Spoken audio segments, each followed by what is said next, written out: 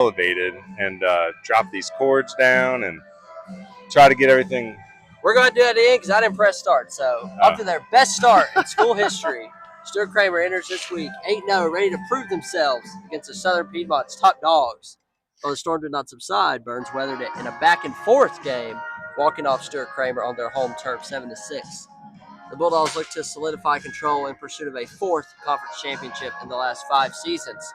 However, the new kids on the block might have something to say. Gastonia waits as 2 of the Foothills 10 square off next. Baseball University of the Blue Ridge welcomes you to the Western North Carolina Scout and Streaming Series, where we're live from the Buddy Lewis Field at Sims Legion Park for a Southern Piedmont 2A, 3A, 4A split conference matchup between the Burns Bulldogs and the Stuart Cramer Storm. And yeah, Ella Langley right behind us, and hopefully we'll have some camera angles in front of us that are legible today. Just had some technical difficulties the last 15-20 minutes. So we are live, though. We're live now because I pressed. Hunter's been, that was take 2 for the folks at home that don't realize it. It was an interesting stadium to try to wire in today, keyword stadium. Sims Park, this is an old minor league baseball stadium now used by the Gaston College Rhinos, used for a lot of perfect game showcase stuff in the summer and fall. And I believe it's home to Legion Post 43. I have to go back and double check. But yeah, this is kind of a terrifying experience. I had to climb up on top of the stadium, drop cords down to the little table we're using. Had the Army crawl it out to the edge and stare at the infinite void off the top of that roof. Beautiful stadium, all turf. We actually seen the Gaston Rhinos out here earlier when we showed up around 2 o'clock, finishing up their practice. These guys squared off on Tuesday here. Stuart Cramer and or not here, but Stuart Cramer and Burns squared off on Tuesday at Burns, and that resulted in a 7-6 walk-off win for the Bulldogs. I believe it was a Yates-Tony walk-off base hit. Let's hop right in, tell you a little bit about these coaches. Alex Leonhardt, 9th year or 10th year, did we decide? 9th year. 9th year. But not his 9th year at Burns, but yeah, 9th season I was going at to say, the helm. I want to say it might be his 16th year total at Burns. He was a Burns graduate back in 1994, I believe, and he won, or his team, the Bulldogs, won the state championship back in 2023. Were runners-up in 24. Made a decent run last year, but Coach Leonhardt, a big part of Cleveland County baseball. He's coached that junior Legion team at Post 82. Just a great guy and does a lot for his baseball players in this college recruiting scene. On the other side, Matt Schultz, another great gentleman, 12th year at Stuart Cramer. It's his 6th year as the head coach. He also had 7 years as the head softball coach at Stuart Cramer. And before coming to North Carolina, he was the head coach at Bluffton High School in Ohio. Coach Schultz also runs the Carolina Bearcats baseball program, who's one of our sponsors tonight, and we'll tell you about them a little later. But, man, both these coaches, they want that title. You know, I talked to Coach Schultz a little bit before the game. I mean, it was a hard luck loss on Tuesday. I hope I didn't jinx them. We were joking about the Patreon article I wrote back in January about 5 big predictions for 2025. One of them was that Stuart Cramer would not only win the Southern Piedmont in their first year of membership, but sweep. And Burns said, your article is no longer relevant. So, looking at the coaches polls from earlier in February when we asked all the Southern Piedmont coaches to predict the standings, I think Hunter just put it up on the screen there. You'll see that Cherryville was the heavy favorites with 7 first-place votes, and Burns and Stuart Cramer right behind them, 2nd and 3rd. After that, the talent and the depth just does drop off a little bit. East Gaston, West Lincoln, competitive teams. Highland Tech playing a little better than that 7th ranking as well, but many of these teams, Bessemer, Shelby, Lincolnton, off to tough starts. Shelby have a win yet? I know Bessemer, I think they might still be 0 for. Well, I got the standings up now. Oh, you do? Let's see it. Well, there you go. Hunter way ahead of the game there. You can see Bessemer bringing up the rear, 0-10, Lincolnton 1-8. And you'll notice these guys had to jump into conference play really early, so their overall record reflects pretty much that conference record. Now, Burns and Stuart Cramer, when they ran into each other on Tuesday, that was really the first overly competitive game that either one had faced often, and 7-6 was their result and a walk-off. Power rankings, we just redid them too, so I know they're starting to reflect some of these standings. North Lincoln still coming in first place in the foothills, and TC for the Mountain 10. Before we break it down, let's go ahead and thank our power ranking sponsors. First, let's thank our Mountain 10 power ranking sponsor, House of Power, located up in Hendersonville, Henderson County, North Carolina. One-on-one lessons, strength and conditioning programs. They have facility memberships and cage rentals. It's run by Sheldon Reed, who is a former Clemson Tiger, played professional baseball in the Cubs and Twins organization, I believe. They're located over there in the Mills River side of Hendersonville. You can check them out at HOP, House of Power, HOPHendersonville.com. Again, we thank them.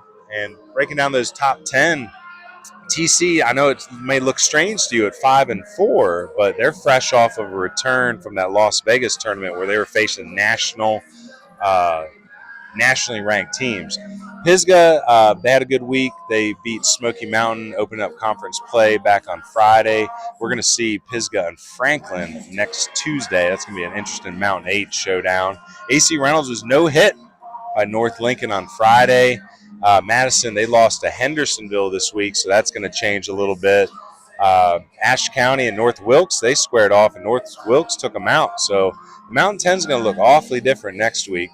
On the foothill side, we want to thank our sponsor, Peak Performance Vault, again located in Rutherford County, Forest City at 352 West Main Street.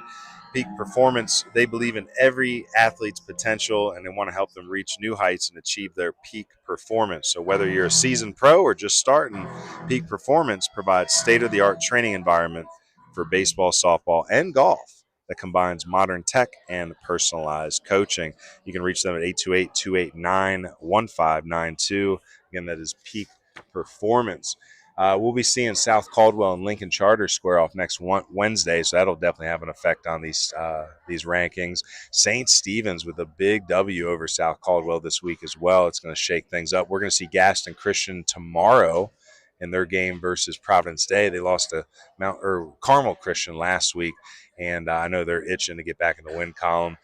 Burns and Stuart Cramer, those records are no longer reflecting what you see there. Burns 10-0, Stuart Cramer 8-1, and again, depending on how this game shakes out, that could change as well. So let's go ahead and tell you about our player of the week. I want to thank our sponsor, Good Iced Tea, and I'll tell you who had a good week. That is Parker Williams of North Lincoln, and we're sending him some Good Iced Tea. We actually just dropped it in the mail yesterday.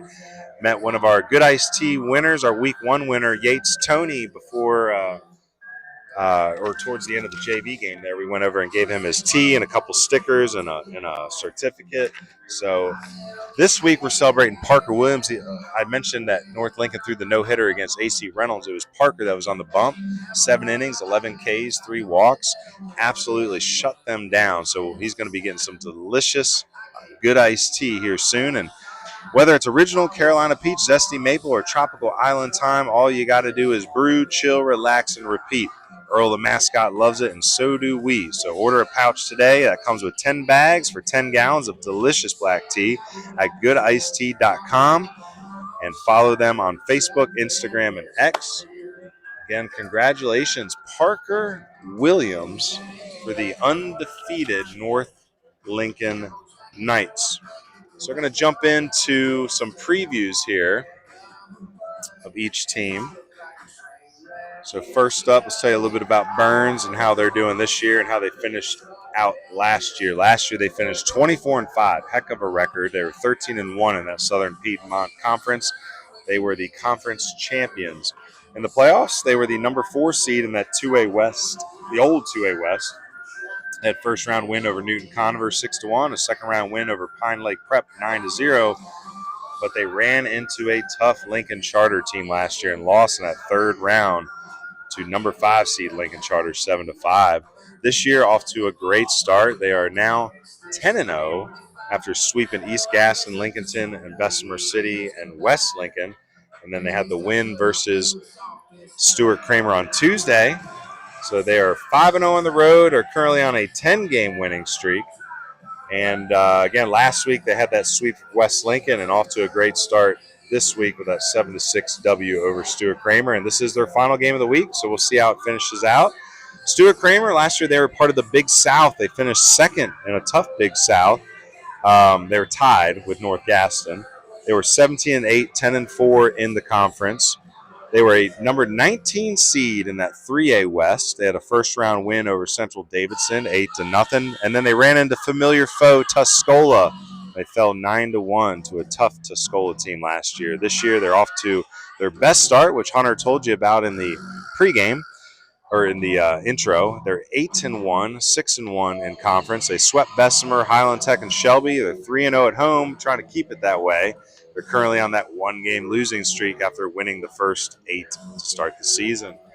Well, Hunter, how we doing? We'll give you a pause for a quick Yeah. second while we troubleshoot some stuff, and then I'll tell you when to go back.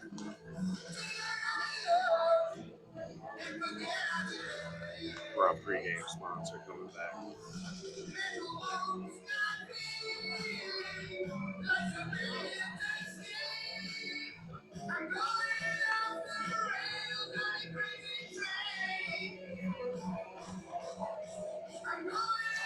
Might just be the heat.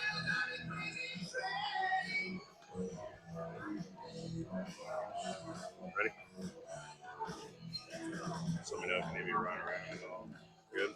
All right, sorry about that. Like I said, we're dealing with a little bit of technical stuff today. We think it's the heat. So hopefully once that sun goes over the horizon, things will kick back in order. But while we're waiting, let's thank our pregame sponsor, Meineke. Again, Meineke is the pregame sponsor for the Baseball University of the Blue Ridges Western North Carolina Scout Streaming Series. With numerous locations in Western North Carolina, there is no better spot to get your vehicles seen and serviced. Whether it's an oil change, brakes, mufflers, tires, wheels, AC, you name it, Meineke is doing car care right in Western North Carolina. Well, hopping into the pregame, we always like to do a Where Are They Now section, tell you about some of those alumni that are still playing out there in the college world. First up, we got Joseph Webb. He is at Eastern Carolina. He was originally at Liberty, transferred to ECU this year.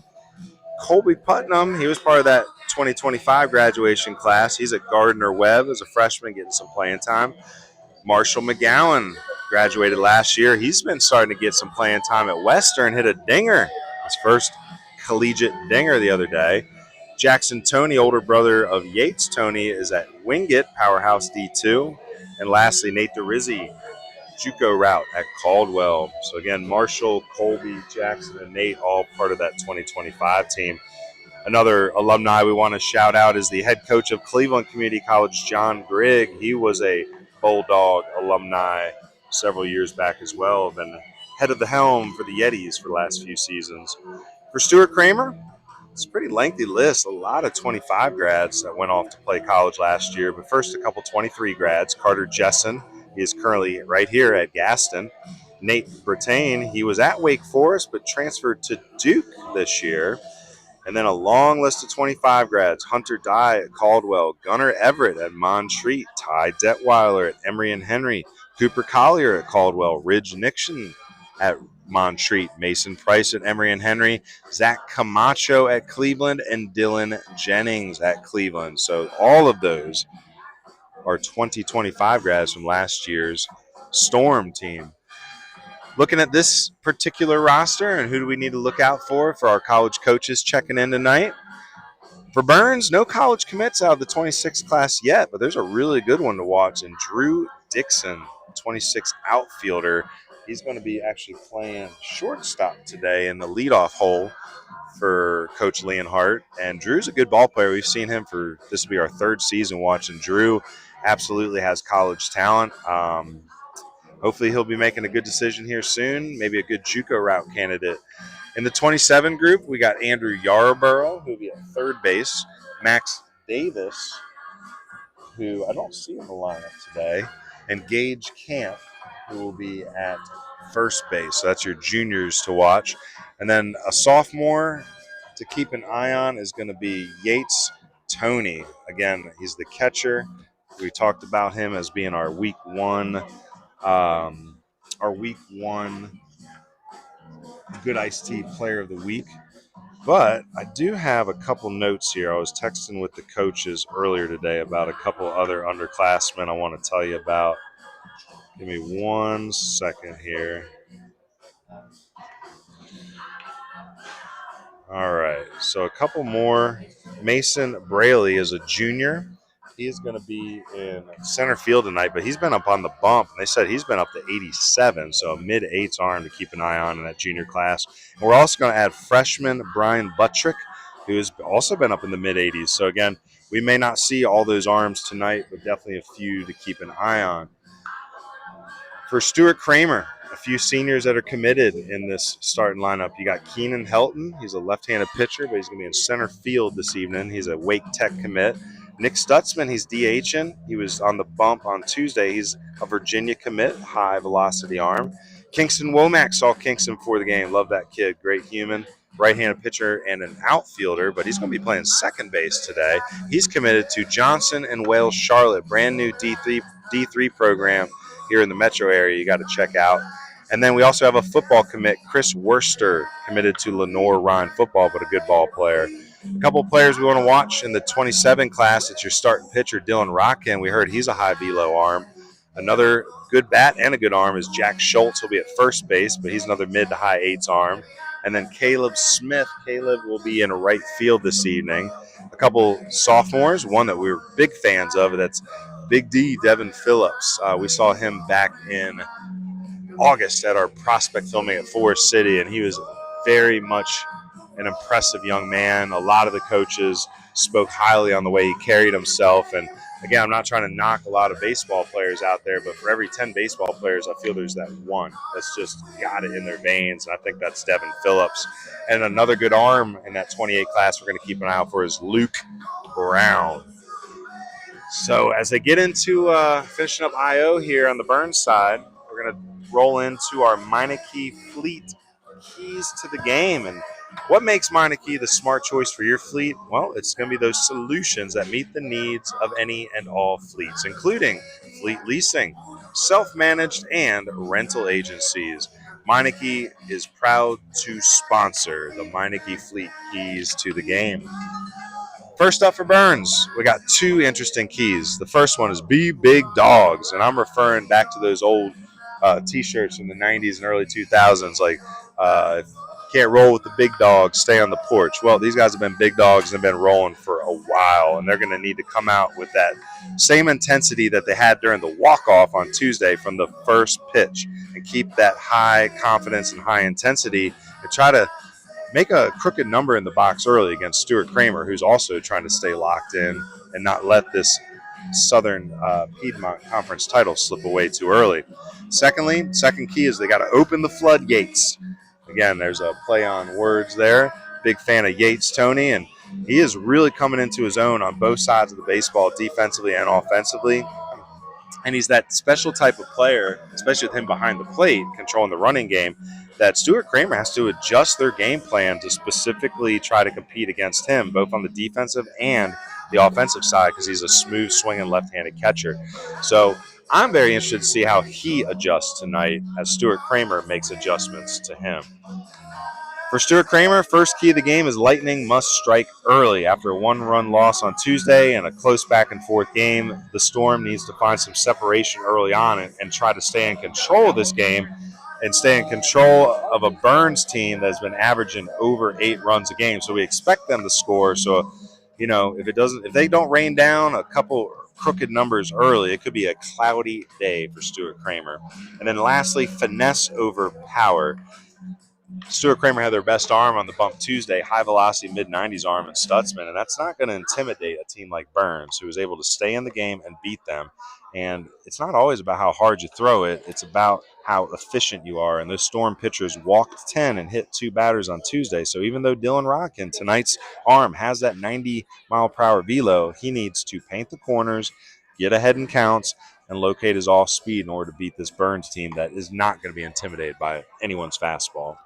So again, those are the Meineke keys, or Meineke fleet keys to the game. And Hunter has been much more impressed with my Fleet keys recently, trying to get a little bit more punny and a little less generic and specific. So, Hunter, walk us through it. I know that it looks like we got some technical difficulties still here. Hopefully we can iron them out. For anybody in the chat, hopefully our audio is working. Let us know if you're seeing anything interesting on your side.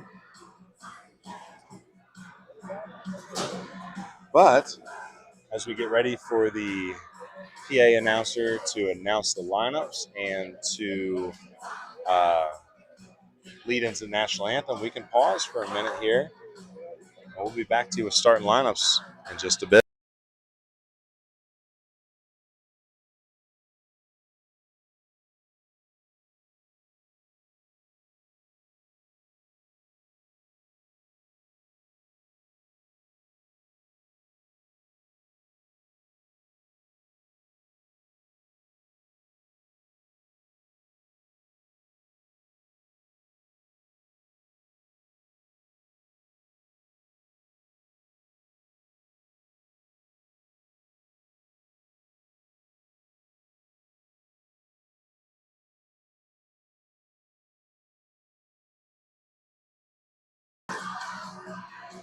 Good.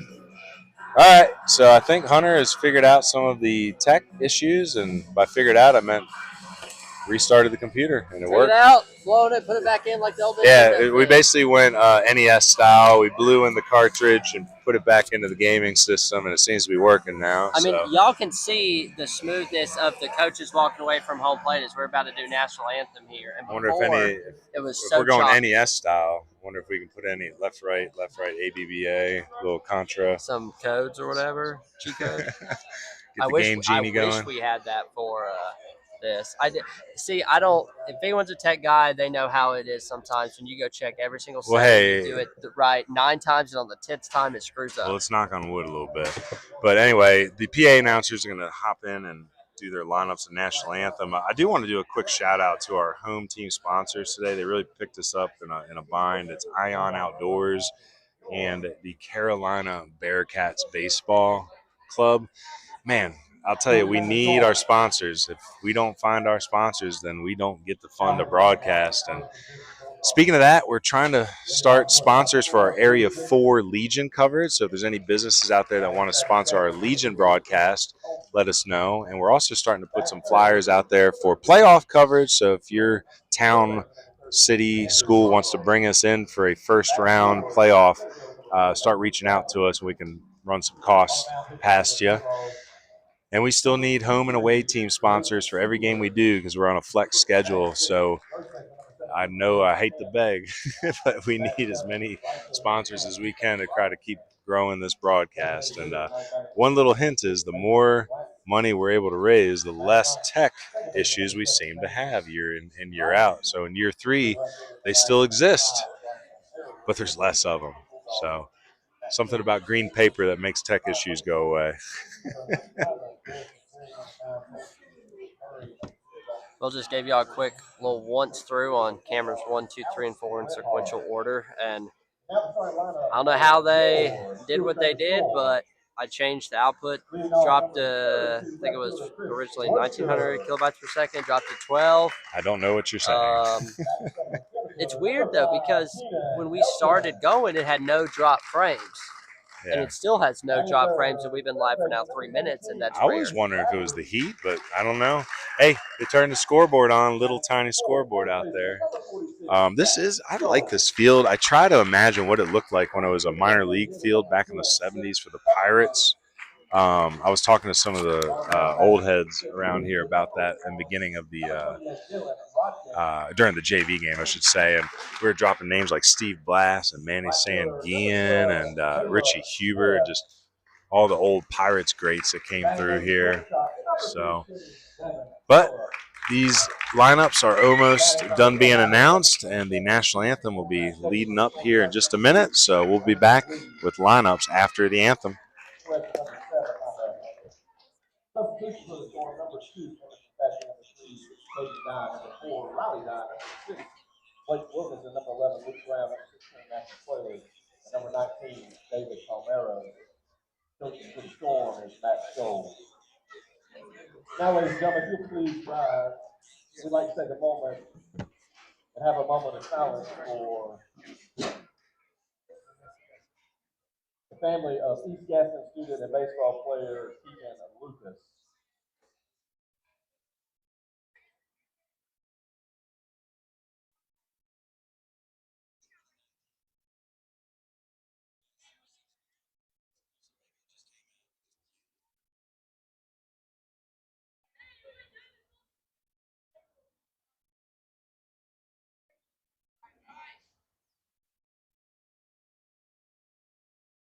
Thank you. And now we'll honor America with the playing of our national anthem.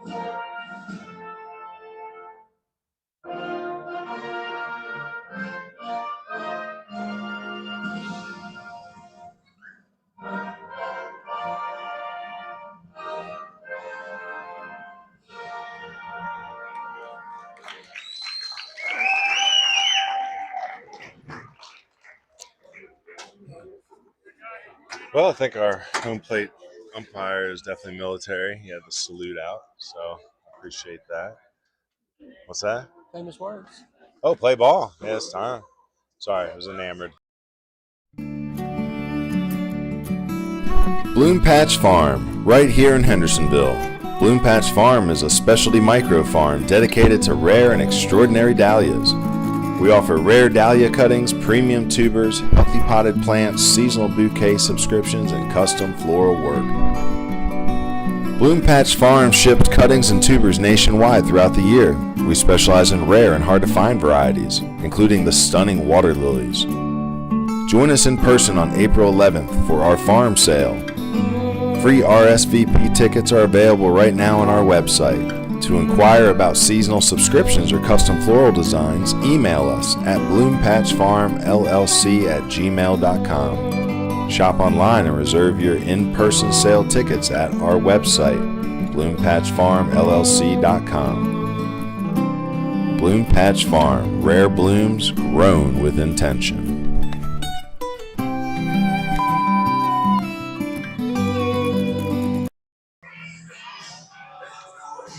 Well, thank you to our first inning sponsor, Bloom Patch Farms. And let's give you that defensive alignment for Stuart Cramer Storm. In the outfield, it's going to be Worcester, Helton, and Smith from left to right. It's going to be Aiden Bradley at third, Devin Phillips at short, Kingston Womack at second, and Jack Schultz at first. And then your battery, Dylan Rockin throwing to, is that LaRon Lee? Who we got? Landon Lee. Okay, Landon Lee. Landon Lee's being DH'd by Stutzman. Starting lineup for the Burns Bulldogs. Batting first will be Drew Dixon. He's playing short. Yates Tony, the catcher behind him. Andrew Yarborough at third. The number 4 hitter, Mason Braley in center. Lathan Peelers, the 5-hole, he's the starting pitcher. Gage Camp at first. Number 7 hitter, Ethan Robinson. Mason Blanton DHing for the left fielder, Bryson Arrowwood. And Zane DeRizzi batting ninth at second base. Cameras 4, 3, 2, and 1 for your viewing pleasure this evening from Sims Legion Park. First Buddy pitch Lewis from Field. Robkin. Fouled back. We'll be down here for 2 days in a row, staying in Gastonia this evening and doing the Gaston Christian versus Providence Day matinee tomorrow at 4:30. So tune in. That'll be a good one as well. technically an out-of-conference private school matchup. I believe Gaston Christian is a 3A, Providence Day a 4A. We're big fans of Providence Day. They like to bring us in a couple times a year. Met them through the private school circuit when I was coaching at Christ School. So Rockin' ahead here quickly, 0-2. Ooh, goes to the high heat. Good take by Dixon. Again, Dixon, a free agent, folks. He's a good baseball player. Been watching Drew for 3 seasons now at Burns. Comes from a good lineage of baseball and just athletes in general in his family. Gets enough barrel on this one to push up the middle. Nice play by Phillips, but he's going to choose wisely to hang on to the baseball. Once he looked up, he saw that the very fast Dixon was already down the line as an infield single to lead off the game. So sometimes the smart play is the one you don't make. So good job holding on to the baseball there, keeping it to a single. Yates Tony, he was the hero in Tuesday's walk-off 7-6 win. Big, strong sophomore. Started as a freshman as well. Older brother Jackson attends Wingate. Drew Dixon, good speed. Again, one of the question marks after graduating Camacho, last year's catcher, was who is Stuart Cramer going to put behind the plate? One of those answers has been Dylan Rockin, but he's on the bump this evening. So if you're Burns, do you continue to test the run game, especially with a lefty in the box? Yeah, it's our first look at Lee behind the plate. Again, Camacho did such a good job behind the plate for Stuart Cramer the last couple seasons, a defensive first catcher who's in his first season at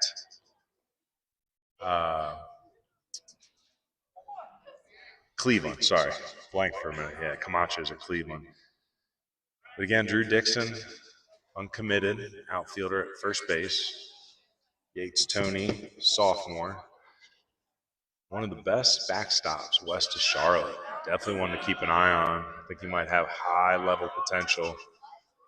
And I've stopped using that D1 label nowadays because I think I'm just calling it high level. Because, again, we're here at Gaston College where there are several D1 level baseball players on their junior college team. It's just that's the way it's working nowadays is D1, D2. A little hit and run on there. But fouled back to the net, so Dixon will retreat back to first. But yeah, there's D1 level baseball players at almost all college levels right now, especially junior college. I was listening to Valley Carolinas just down the road at Truist Field in Charlotte, uptown, Tar Heels and Gamecocks. And Gamecocks been poaching Flodar a lot recently. They mentioned that a couple times. I said, hey, I know a couple guys going there. Yep. I mean, Gaston, Flodar, those are two of the best in the Region 10. So are they in the same conference? Yep. Well, there's a swing. This would be a double play chance here. Phillips going to take it himself. Throws to first. Nice stretch, but not able to stay on the bag as Schultz will be a fielder's choice for Yates Tony. 6 on the putout at second base with Phillips taking it himself. I'm bringing Andrew Yarborough up.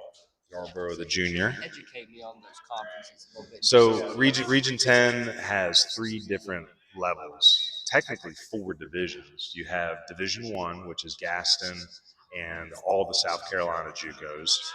You have Division 2. There's the pitch here from Rockin, taken outside on the spinner. Division 2 is divided into an East and a West, which is going to get a little sloppier this year because Southwest Virginia is now defunct after this season. They'll be folding, and then Carteret is adding a team in the East. So the East is a little fuller than the West. Ground ball to third base, knocked down here by Bradley. Throws across on a bounce. Nice pick by Schultz. So 5-3 on the putout. Some BH Granning glove work over there at first base by Jack Schultz. We'll talk about our in-game sponsors as we move along. But in the D2 West, you have teams like Cleveland, Catawba Valley, Guilford Tech. Wake Tech is actually the furthest east of the West schools.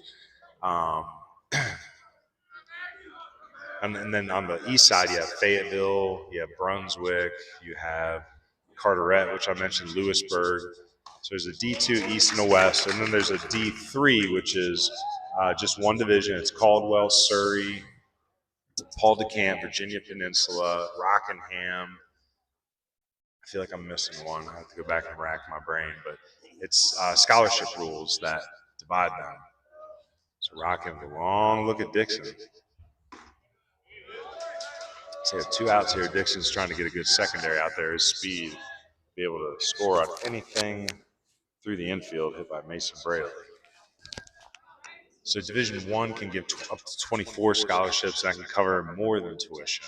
Division II JUCO can give up to 24 scholarships. That can only, there goes the runner. So Lee went outside to backhand that ball. Not quite a dirt ball, but great read by Dixon. I'm going to have to give him a stolen base on that one.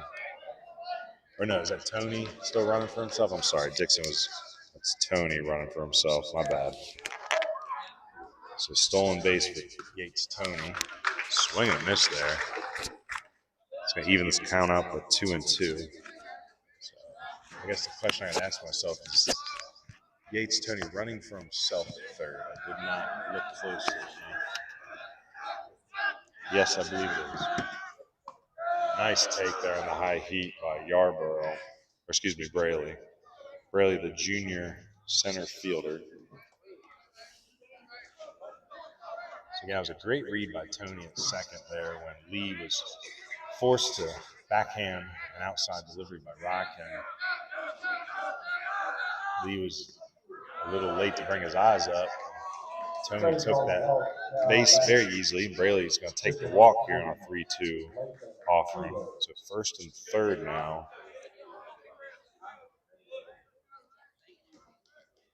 So first and third here with Lathan Peeler coming to play. Peeler, the starting pitcher tonight for Burns, definitely wanting to help himself here. And if you're Burns here, do you test the catching game here with his first and third? Or do you trust the middle of your lineup? And Burns scoring over 8 runs a game right now. That average includes the 7 they scored on Tuesday. Big leg kick, runner's going to go. Throw's going to go right back to the pitcher. So no contest. Stolen base by Braley. Remember, all our stolen bases brought to you by Hauling Solutions and Grading. Again, Hauling Solutions and Grading.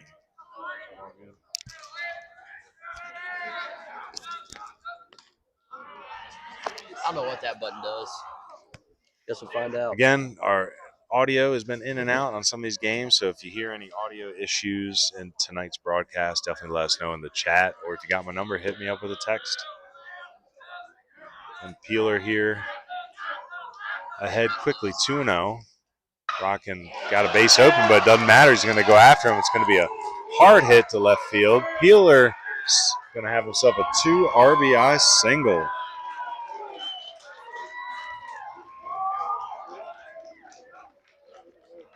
So they strike early here. Again, they came out with that intensity that we talked about in the pregame, trying to put up a crooked number early. So Yates Tony comes around and Mason Braley. And again, they show you if you're going to give away free passes on the base pass like that, and that can lead to these extra runs. So we'll see how the run game is executed this evening for Burns here. So Peeler's got to be happy about that. Walk out for his first inning with at least a 2-run lead. Here's Gage Camp, big, strong body in that junior class, playing first base this evening. That ball is going to get past the catcher Lee. It'll be a pass ball.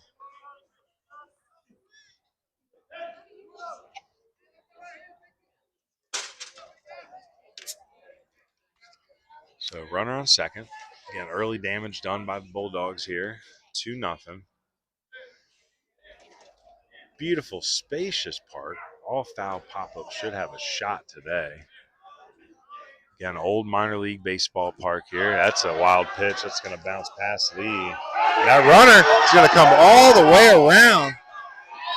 So Lathan Peeler on a wild pitch takes 2 bases. And we have, I just mentioned, a lot of real estate here in foul territory.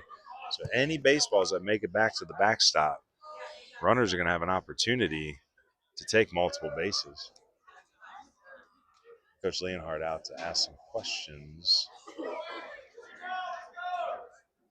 I'm not sure exactly what he's referencing. Maybe Hunter sees something on the replay. Maybe there's interference. Oh, wait, what's the runner being asked to go back? I'll check out the replay. What am I missing here?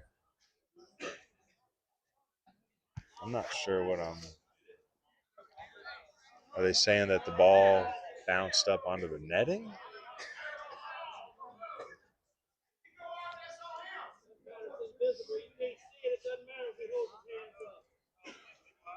So they're saying that the catcher lost the ball back here, maybe in the netting, maybe in the padding, and threw his hands up at first. They're saying that that puts Peeler back at third base. I got to fix my box score because I don't have a eraser for a pen, and I got a black box here. Gotta hope they scored third run on my end. I was going to say, so 3-0 is the delivery. Camp had the green light, and he chased ball 4. Again, Lathan Peeler returns to third base. Still not quite sure the call. It was a wild pitch, but they're saying that Lee, the catcher, lost it back here in the padding or the netting. Ball outside. Camp's going to take ball 4. So first and third situation. Again, 2-0 on the 2 RBI single by Lathan Peeler. We have mound visit here for Stuart Cramer. And remember, all mound visits brought to you by Ion Outdoors, who's also our home team sponsor tonight. So, again, all mound visits brought to you by Ion Outdoors. If you mention this broadcast, they'll sit you down for a free consultation and a free pool design. Not a free pool design. Again, we appreciate them. They jumped in to pick up the home team sponsorship. I think Ion is a Gaston County business, I believe. Let's check. Be a good night to sit out on your pergola, look west into the sunset, enjoy your pool hot tub. Yeah, you got some coaches asking about some players in the game. It's always a good sign early on a Thursday.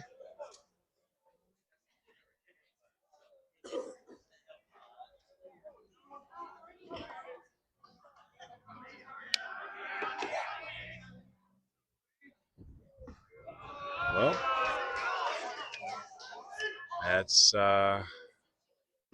number 10, Ethan Robinson at the plate. It's first and third here now, 1-0 after that ball 1 delivery. Swing and a miss. So if you're rocking here, I think you just got to breathe. You're at the bottom quadrant of the lineup. Find those corners, find strike 1. Runner goes, Camp. Throw comes back to third. It's going to hit the runner, Peeler, in the head. Bradley landed on top for a second. That ball's going to scoot away. So Peeler finally does come in to score. That'll be an E2 technically to allow him to come in. A stolen base will be rewarded to Camp on second, but he advances to third on the E2. 3 runs in now, so I don't have to fix my box score after all. So 3-0 here. Burns up early. Ethan Robinson, the 7th batter of this inning. He's at a 1-1 count. Camp now at third. Swing and a miss, and I'll tell you, Robinson looks a little overmatched by the fastball. If you're rocking here, I say you just don't do anything cute. You just go after him. From the windup now. There it is. Never mind. I thought that was strike 3. I apologize. Wind blowing slightly in. It looks from right to left, slightly in, I believe. So fly balls may get knocked down this evening. Fouled off here by Robinson again. Looked like Rockin had strike 3 on him a pitch earlier. I was hoping to see some familiar faces when we wandered down here early. Swinging a ground ball, foul. We saw the Gaston Rhinos out here, and it's hard to, when a bunch of baseball players on the field, it's hard to pick them out sometimes. But I was looking for Caden Davidson and Evan Connor. Didn't spot them, but we got some mountain ball players down here at D1 JUCO Gaston. Ball inside. So ends up walking Robinson. It'll be another first and third situation. And this is what we talked about in the pregame. Keys was trying to get in that strike zone. It looked like Rockin had found it early, but with walks to Braley, Camp, and Robinson now, it's 3 in the inning. 2 hits in the inning. It was the infield single by Dixon and the 2 RBI single by Peeler. This is Mason Blanton, the DH. Almost pulled a Netflix there. What's that? Almost pulled a Netflix there. What's that? Didn't show the pitch. So Netflix not getting good grades on their first I didn't watch it because I'm not paying for it, but Netflix had opening night last night between the Yankees and the Giants and apparently caught some flack, which they have done with their sports broadcasting. Used to be a DVD mail-in rental company. Now we're broadcasting. Hey, I worked at Blockbuster Video when Netflix came out and started putting us out a bit. Not me. I mean, it was just a college job back then, but circa 2003, 2004.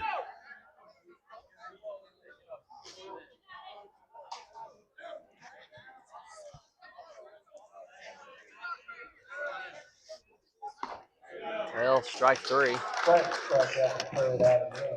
Swinging? Swinging. All right.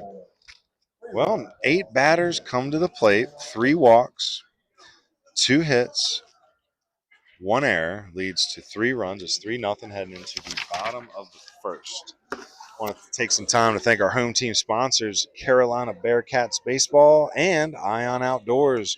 Both of them stepped up to fill the sponsorship for and support the time that we put towards marketing this game to college coaches pregame and editing and posting highlights for the Stuart Cramer Storm prospects with recruiting and scouting content on social media afterwards. Again, Carolina Bearcats Baseball, they are a travel organization that runs out of Gaston County, out of Kramerville, Stanley. There's a couple little small towns. Looks like it's Coach Schultz's attempt to build a feeder program. I think every good neighborhood needs a feeder program travel team to try to bring that talent into their high schools, and it looks like that's what Carolina Bearcats baseball is all about, is developing young talent. And then we told you a little bit about Ion Outdoors. You can follow Ion Outdoors at Instagram and Facebook if you want to see some of their outdoor projects, pools, outdoor patios, pergolas, outdoor backyard kitchens, all sorts of grayscaping. Beautiful projects. And then Carolina Bearcats, you can find them on Facebook as well. So again, thank you to our home team sponsors. And if you own a business and you're interested in sponsoring a particular varsity matchup, please reach out. We're always on the always on the lookout for home and away team sponsors.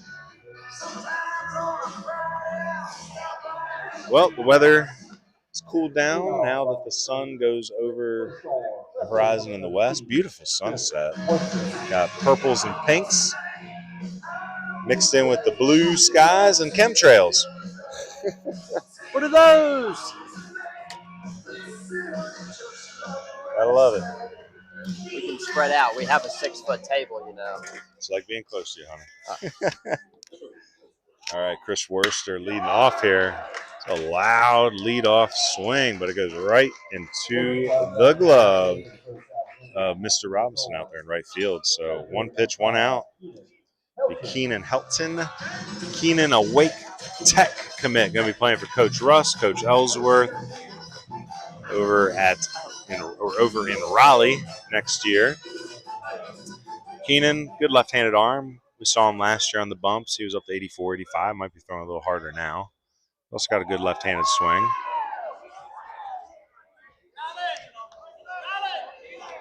Hey, I want to show you that Burns infield, outfield set up real quick. And the outfield got Arrowwood, Bradley, or Braley, I think it is. Braley, Bralley, and Ethan Robinson in right field. Or is it Ethan or Evan? Hold on. It is Ethan Robinson right field. And then you have Andrew Yarborough at third, Drew Dixon at short, Zane DeRizzi at second, Gage Camp at first, and then your battery is Lathan Peeler and Yates Tony. Starting lineup, you already saw the first hitter go through. That was Chris Worcester. Is Keenan Helton. Batting third is Aiden Bradley. Cleanup is Jack Schultz. Nick Stutzman in the 5-hole. He's DHing for the catcher. Dylan Rockin, the pitcher, batting sixth. Caleb Smith, seventh. Devin Phillips, the shortstop, batting eighth. And Kingston Womack in the 9-hole at second base. Swing and a miss here from Helton, way out in front of that. Might have been a 3-1 change there. Something a little off speed. So Peeler has got to be happy. He had a 2 RBI single and then scored the third run on a E2. He threw back to third on a first and third. It hit Lathan in the helmet. And he was able to scoot in for the third run. Gets strike 3 looking. Again, all strike 3. Called strike 3 brought to you by Burlett Painting. Painting the corners with Burlett. So 2 quick outs here for Lathan Peeler. So Peeler gets himself a lead using his own offense. Now he's up there dealing. And he might have himself a 1-2-3 inning. And he does as Dixon completes the 6-3. Wow, very opposite half innings there. No runs, no hits, no errors. Side retired in order. Coming up for the Bulldogs is going to be number 9 hitter Zane DeRizzi, and then back to the top with Drew Dixon and Yates. Tony, it's a good time to tell you a little bit about our social media spots. You can find us at X. You can find us at Facebook. You can find us at Instagram using the same handle, BB University WNC. Again, that is BB University WNC. Also like and subscribe on YouTube. So if you're watching the broadcast, click that subscription button and you will get notifications on all our broadcasts. Do not miss any WNC foothills or mountain matchups. Again, social media is kind of tough. I'm not a big fan of it, but it does get the word out. It's how people communicate nowadays. If you're listening at home, kids, don't be on there all day. Just get your news and get off and go outside and get some sunshine. But in the meantime, follow us on social media. Well, Comfort Keepers specializes in comforting solutions for in-home senior care, and they are our second inning sponsor. Nothing's more important than helping people to live full, independent, and dignified lives within the comfort of their own homes. Comfort Keepers offers an extensive range of non-medical care services tailored to the unique needs of each individual we serve, serving Buncombe and Henderson counties. Also hiring part-time positions. We need flexible people available for the AM and PM shifts in Asheville and Hendersonville. Contact today at 828-687-1199 or Asheville at comfortkeepers.com. Appreciate it. Got to take care of our elders, and if you're going to be anything like me when I'm an old man, I ain't getting me out of my house. So I'm going to have somebody come over and take care of me. So Comfort Keepers. Or dad a time or two.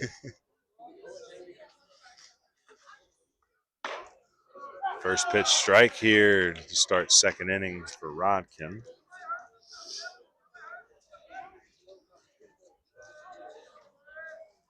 So Rodkin has got to fill that zone up and go right after these Burns hitters.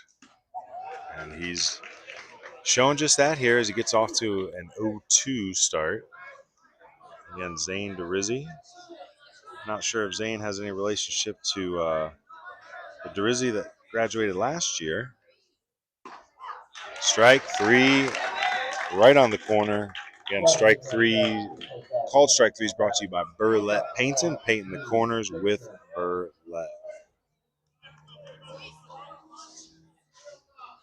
So again, Zane DeRizzi, a sophomore. May have been, was it Zach DeRizzi that graduated last year? Or Nate DeRizzi that graduated last year, so there may be a relation there. Brings Drew Dixon back to the plate. Drew had an infield single and then was part of a force out. in that first inning. Again, Drew's still uncommitted. I know there's some junior college interest, and Drew's a good athlete. I want to say his older brother, played college baseball. I want to say someone told me his father used to be in the NFL.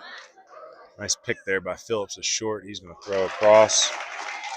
So 2 quick outs. Good job by Phillips to grab the short hop. Made that look routine. And then Yates Tony grounded into a fielder's choice and then came around to score a run after stealing a base as well in that first inning. Scored the first run of this game. Again, Yates going to have some iced tea to brew this weekend. Hand him a big old bag. I think it was, 10 big pouches in there. Gave him a good iced tea sticker and a Baseball University sticker and a nice little cardstock certificate. And I had 4 players of the week so far. Yates Tony week 1. Jax Holt from Irwin High School week 2. Jordan Tibbs from Ashe County week 3. And as you saw in the pregame, is Parker Williams from North Lincoln after throwing that no-hitter for week 4. Again, we encourage. encourage. Get a comment on it because I was running around, but daggum, one of the impressive no-hitter against what was the top 2 team in the mountains. Now kind of went down the rankings a little bit, but we'll stay up there once they. Christ School lost this week to the Greenville. Oh, don't even get me started. We could go on for 2 innings about all the upsets from yesterday. I was going to say the mountains are going to be sloppy this week. So if you guys haven't joined our Patreon yet, we've been doing our podcast on Sunday nights when we do our power rankings. Ryan might not think so, but sometimes I kind of drill into him a little bit. And I don't want him to take it as personal. You're fired. But you're fired. But I think it's good content if you're trying to learn about all of the baseball west of Charlotte. So we try to stay in tune. We talk to a lot of the high school coaches. We talk to the players, and we try to get out and see as many games as we can. I think it's a better representation than some other rankings we've seen. Well, I think by checking out the podcast, you can understand our reasoning behind it, because sometimes people will just see a ranking and throw a kind of a heat-seeking comment out there, not realizing there's a lot of thought that goes behind There's a couple of those early on in the year, but it's kind of fizzled out lately. But what about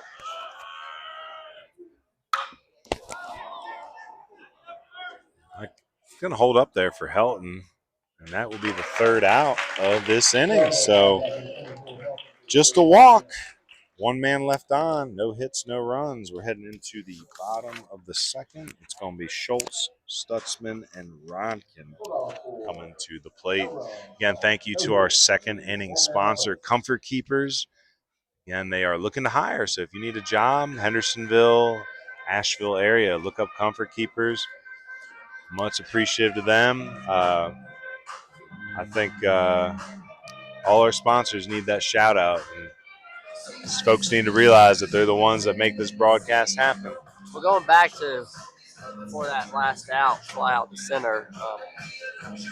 This is the first week I think everyone's played a conference game, right? The MAC finally started their conference game, which they only have 5 conference opponents in a 6-team league. Why do we have 6-team leagues and 9-team leagues in the same general vicinity? I don't understand, but that's I don't know if you can pull that map up that you had where you show all the high schools in Western North Carolina that we're covering, and it kind of gives you an idea of how these conferences maybe could be drawn up. For example, Lincoln Charter needs to be in the Western Foothills. You know what I'm saying? We need to get out of maybe some of the 3A, 4A stuff, 5A stuff, and just put people where it's appropriate. Another argument, there's definitely going to be a Patreon about this, but I think Christ School just needs to join the MAC.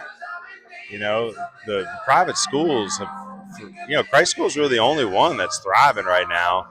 And I think by putting them in the MAC, it would make things much more competitive. I don't know how you do private, public together, but I see Charlotte Catholic in a public school conference. So I think I really like the CVAC. We were talking about that. We thought the CVAC was a good conference, but that is now defunct. We got these 2 mega conferences in the Southern Piedmont and the Western Foothills.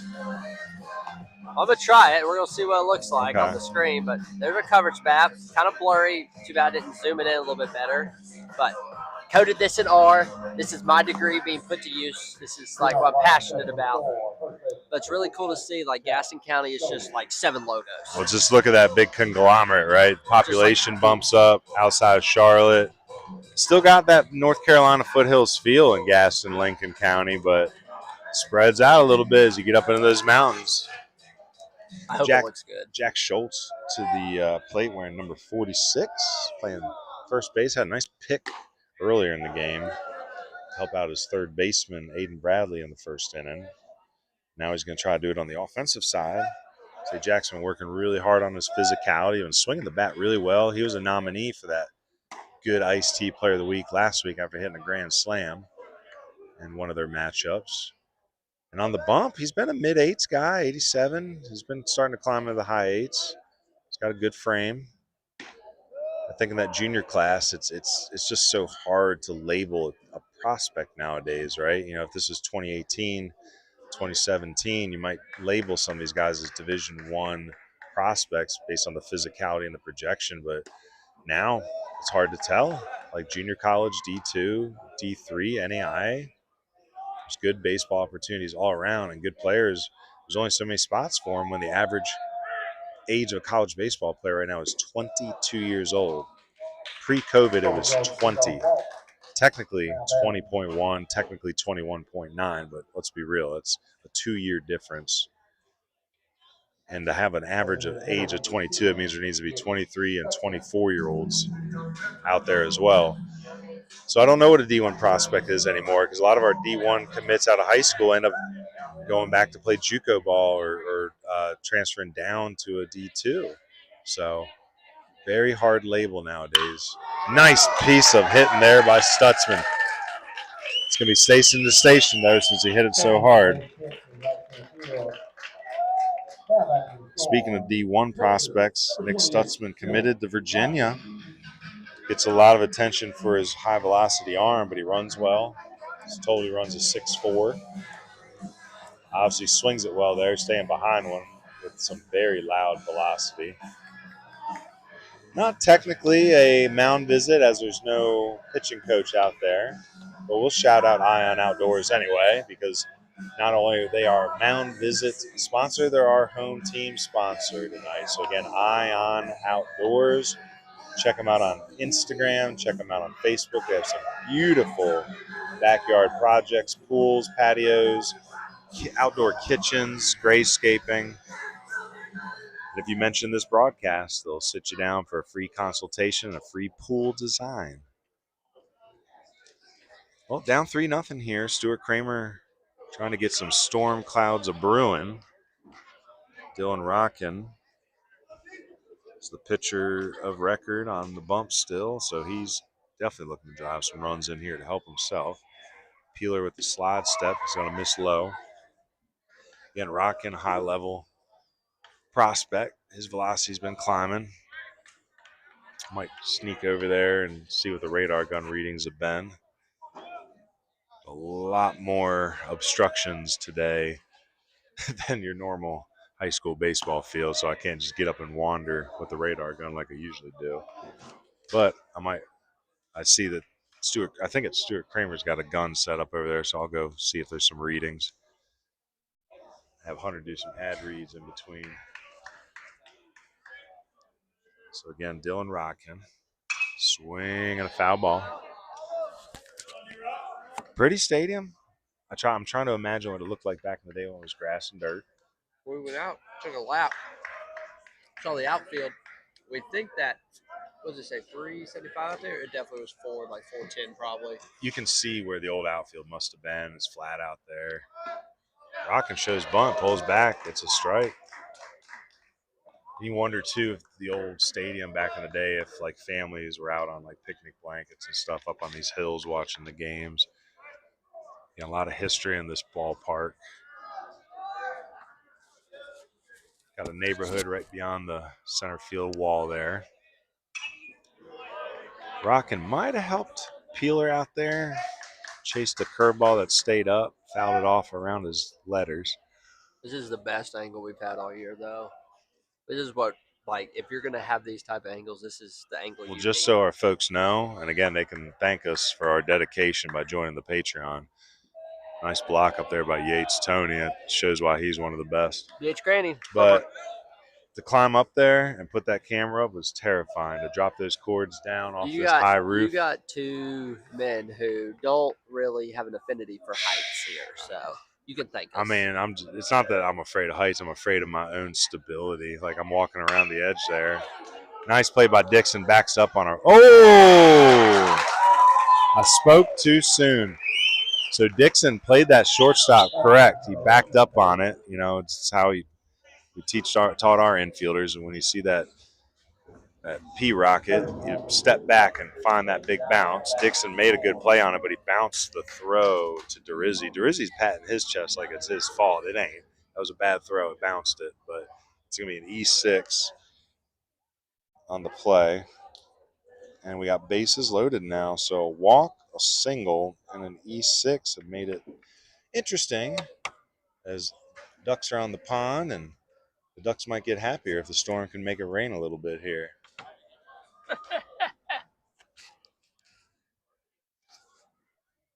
So this mound visit brought to you by Ion Outdoors. It's official. Coach Leonhardt out there breaking it down with the whole infield. So again, Ion Outdoors sponsors all our mound visits all season long on all our 25 official broadcasts, but not tomorrow. Tomorrow is an exclusive broadcast. Some families in Providence Day getting together to bring us in to town. If you are interested, we have spots for 3 exclusive broadcasts, which are off of the normal schedule. 2 of them have been filled. We got Gaston Christian Providence Day tomorrow, and then Providence Day Charlotte Christian next week. But if there's any teams out there, inside or outside of our region, that want a specific game with specific sponsors, we do have an exclusive broadcast pricing we can talk to you about. Swing and a drive. That is going to bring in one station to station. So Caleb Smith knocks in the first run of the game for Stuart Cramer, scoring Jack Schultz from third base. Some hard-hit singles in this inning, just moving everybody up station to station. It's going to bring the young sophomore Devin Phillips, the shortstop, up, try to keep this rally going. But as we were speaking on those exclusive broadcasts, we have Kembach, High Speed Gear, and Rounders are the 3 businesses that came together to fill the sponsorship. So dropping our normal sponsors for them. Nice hit by Phillips. That's going to get past the left fielder. That ball got past Arrowwood, and Phillips is going to keep running all the way to third. So it's a single and a 2-base error. That ball was hit hard, and it got Arrowwood stuck in between on the bounce. Chose the wrong hop. So it's going to be a single and 2 RBIs for Phillips. Stutzman and Rockin score as official RBIs, and Smith is going to score as part of that E7. So again, E7 allowing Phillips to get all the way to third base, but it is a hard hit nonetheless in the box. A 2 RBI single, 3 runs in on the play. So again, the score now 4-3.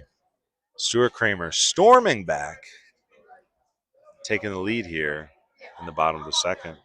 Kingston Womack, Johnson and Wales Charlotte commit. He's going to put the bunt down and bounces back behind the plate.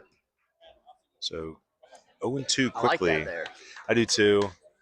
Catch them off guard while they're back on their heels. Just had a Yeah, but Kingston Womack has to set those feet a little bit more, knowing that you're going to give yourself up. There's no outs. Try to get out of the box pretty quick there. I think in a safety squeeze situation like that, you just give yourself up, make sure you get that barrel on the bunt. That might get done anyway. Whoop, throw comes home. Nice tag by Tony. That's out number 1. So 5-2 on the putout. That'll be a fielder's choice for Womack. So 1 out now. First out of the inning reported at home plate.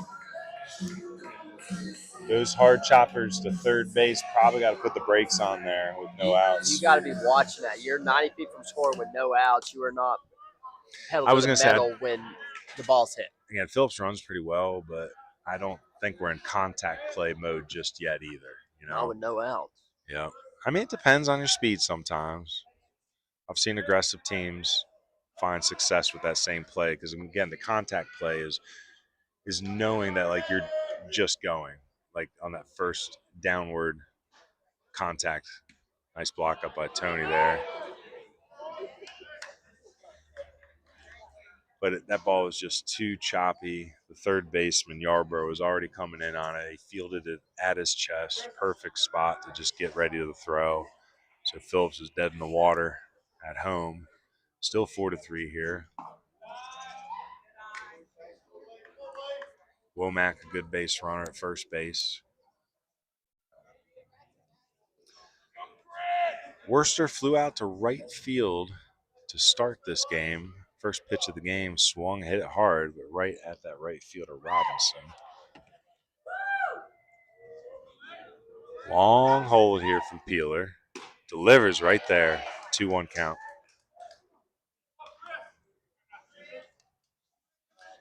So once that ball got past the left fielder, though, that Stuart Cramer bench came to life. So got to maintain that energy. Rockins got to go back out there and fill up the zone. Pitch more like he did in the second inning. No free passes.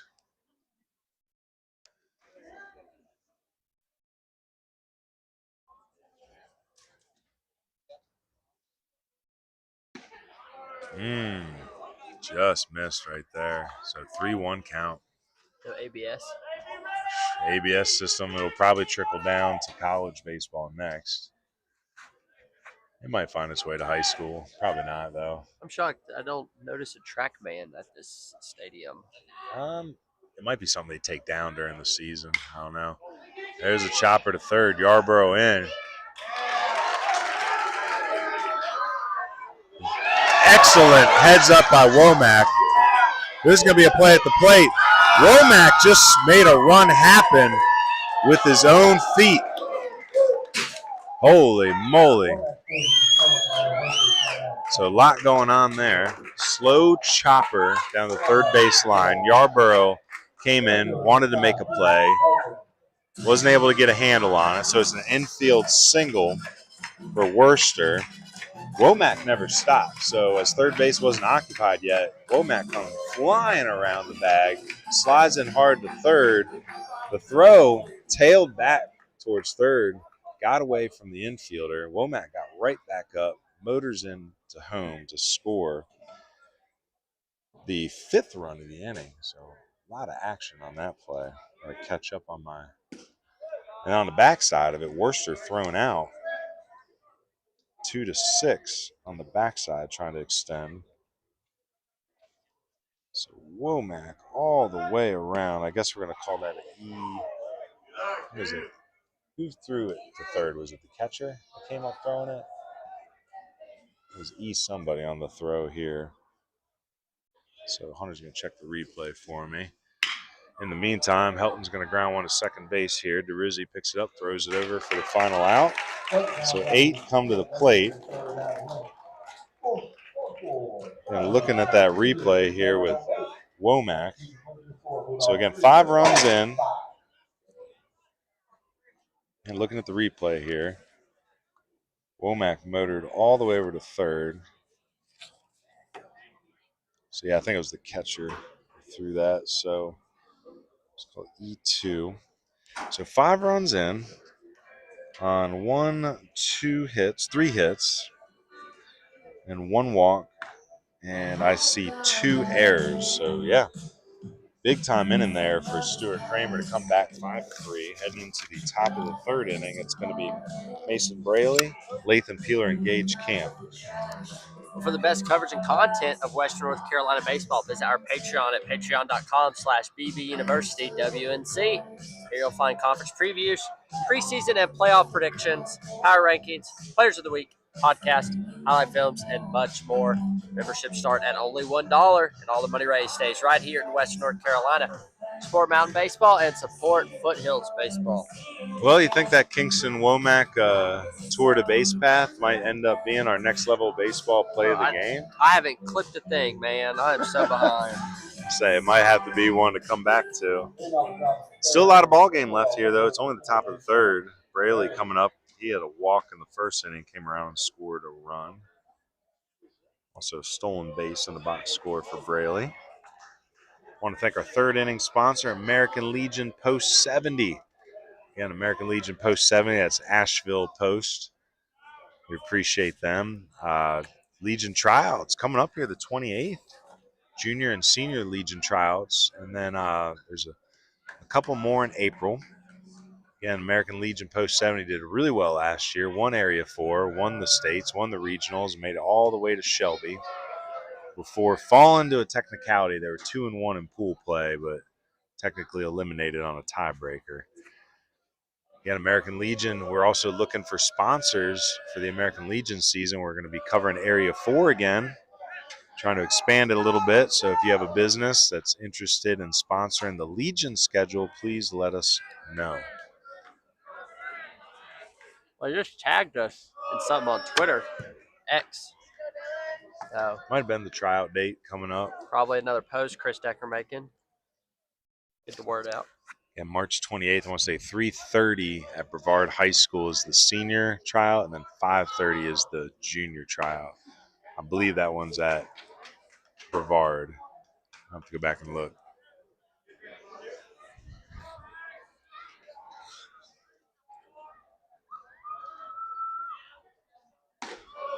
Ball 4. So leadoff walk here to Braley. Second walk of the game for Braley.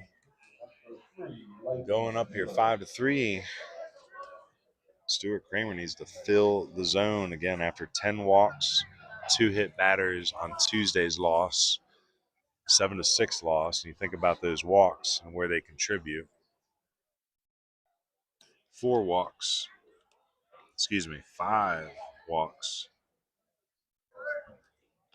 Five walks given out so far here as we stand in the top of the third.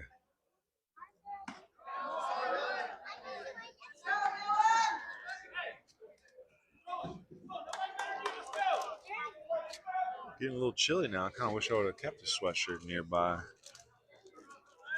I did not think it would get this dark out here. It looks kind of hazy.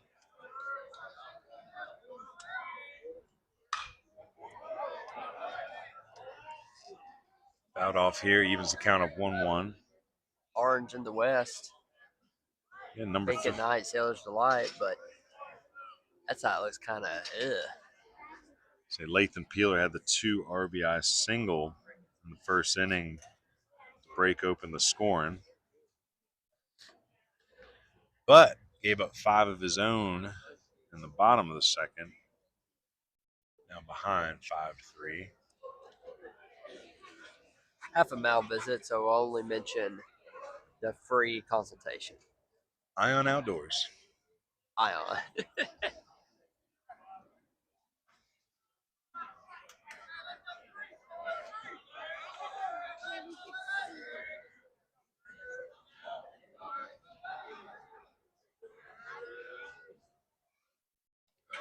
That ball is up and over the head of Lee. It's going to be a wild pitch. Allows Braley to move up. Starting to think that the next level baseball play of the game has not happened yet. Not yet. I think there's still a lot of ball game left here, especially depending on where these guys' bullpens are. It's the last game of the week. Stuart Cramer had a couple arms throw on Tuesday. Burns doesn't report the stats on Max Prep, but I can probably go back and see.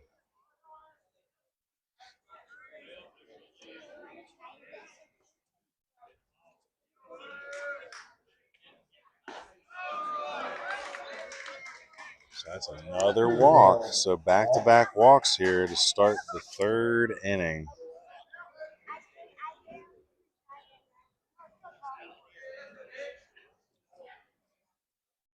Anyone in the chat wants to give us an idea of how our audio is sounding tonight, we'd appreciate that. I listened to it a little bit earlier, and it sounded pretty crisp and clean, so hopefully it stays on track and zero drift.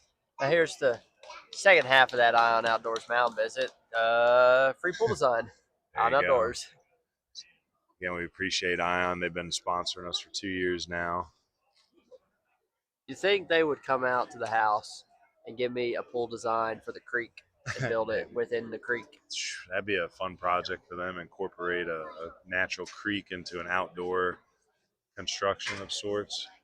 You know, I never knew what a pergola was, but then I watched a video on YouTube, and the ad was some kind of competitor of Ion, nowhere near the level that what Ion produces. You just make your own pergola like it we was like did. a pergola. Yeah, I didn't know what a pergola was. Being educated, I assumed it was something like that, but. Well, we're going to have ourselves our first pitching change of the evening. The new pitcher is going to be Luke Brown. We talked a little bit about Luke in the pregame as one of the sophomores to keep an eye out for. So right now, final line for Rockin is 2 innings pitched. 1, 2, 3, 4, 5, 6 walks. Strikes out 2. Allows 1, 2. Only 2 hits. The 3 runs. Which of those 3 runs, I believe 2 are earned, 1 unearned. 2 runners on are allocated to Rockin, though, so this line could change. He is the pitcher of record right now. Well, actually, I don't know how that works for official innings of high school. Maybe 4 innings, like 5 is a start. 5 qualifies you for a start for pro baseball. 9. For the win, you mean? Or? Yeah, for the win. So for high school, I think it's probably, 4 innings? It's 4. Yeah. So he will get a no decision. Gage Camp up now. First batter, Luke Brown will face. Well, some of those situations are weird because in max preps, you can basically choose to assign the win. So there are certain situations where it doesn't just automatically do it for you. So I guess it's up to the home book.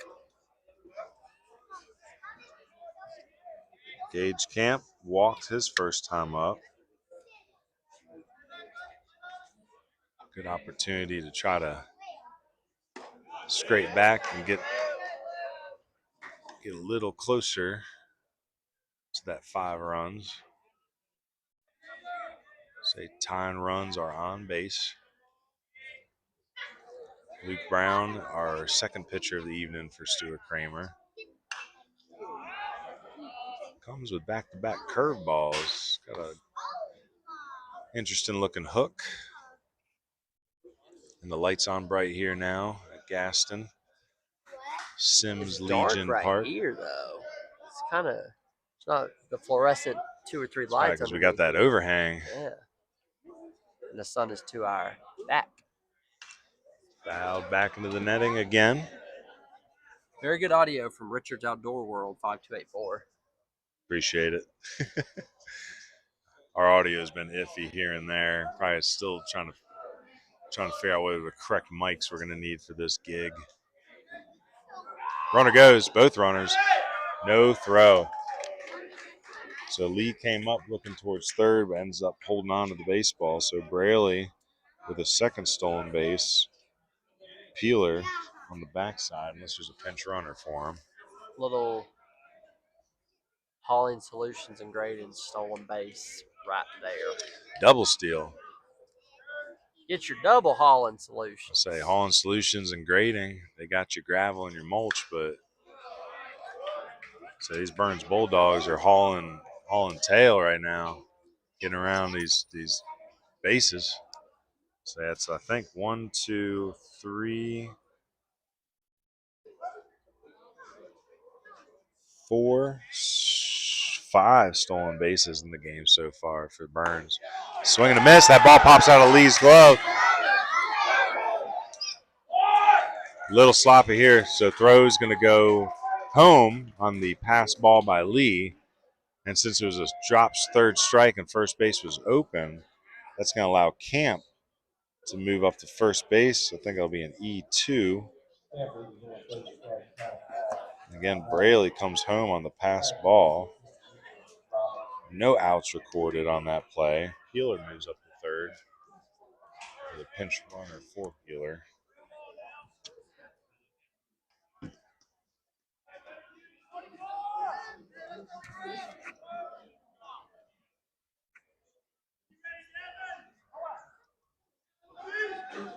The Bulldogs threatening to tie this game back up and potentially take the lead here in the top of the third. Still no outs recorded. Brown goes to the hook, but it stays up.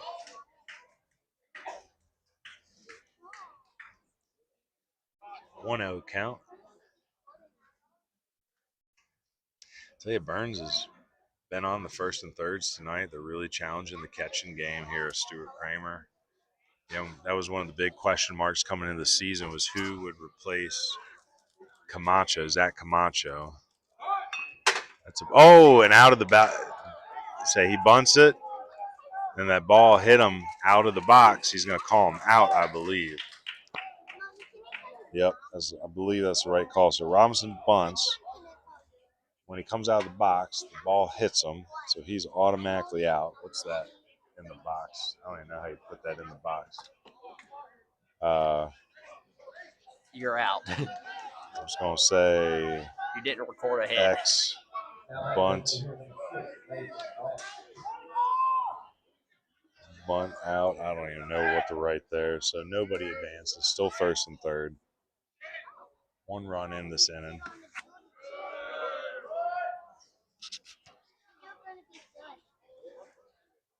Blanton was a strikeout victim his first at bat. He's DHing for the left fielder, Arrowwood. We saw Arrowwood have a little trouble handling that Devin Phillips single. Turn into an extra 2 bases on the errors there. Again, Blanton hitting for him. Brown delivers. Holds those hands back on a sweeper.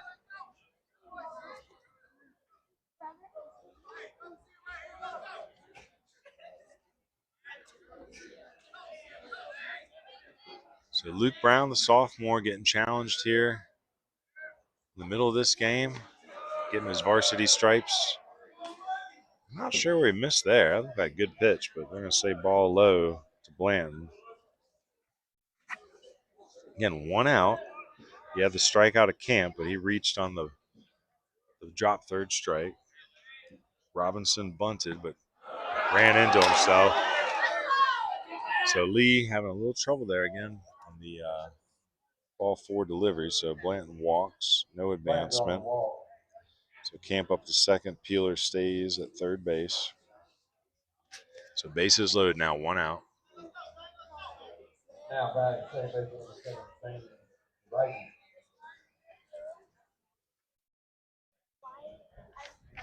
Zane DeRizzi now to the plate.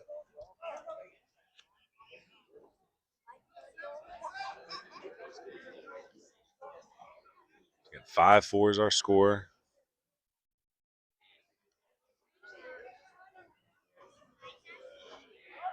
Left-handed swinger.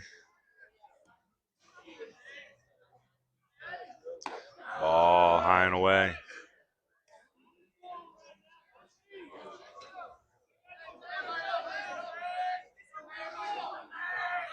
And that wind's still blowing a little bit. Looks like it's blowing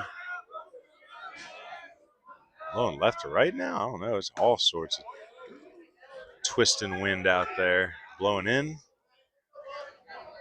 Yeah, probably no home runs hit tonight. That wind Trying blowing to in from right center. spread the word here. I don't know if Was that Max Prep? Trying to.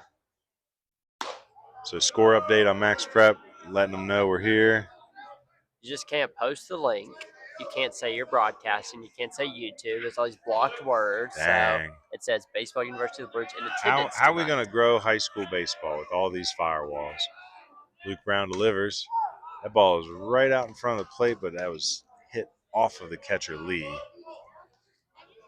It's like no one checks it, but then there are a lot of spam things out there that say they're broadcasting or not, but we're actually broadcasting. So Yep. I wish there was a way that we could combat it. I wish we could get the link out early. We might start trying to get the link out earlier to coaches, and they can put that link in their max I preps. usually try to send it out to the coaches pretty early. See if they can put it high in their school max coach. preps. I don't know about that, but Look. just share in general. We could try that.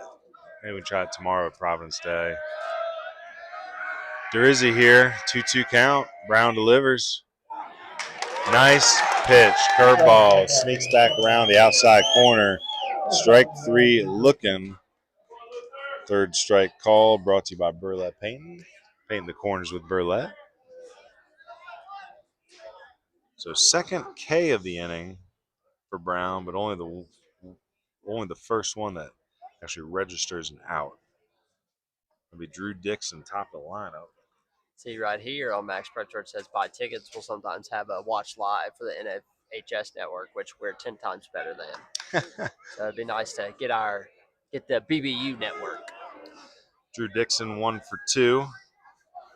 Grounded out to third his last at bat. Had an infield single in the first. Takes a strike 1 here. Again, Drew playing shortstop this evening. He's versatile. He can play in the outfield as well. Luke Brown going back to that curveball. It seems to be the pitch of choice here. If you're the Bulldogs, might want to start sitting on that.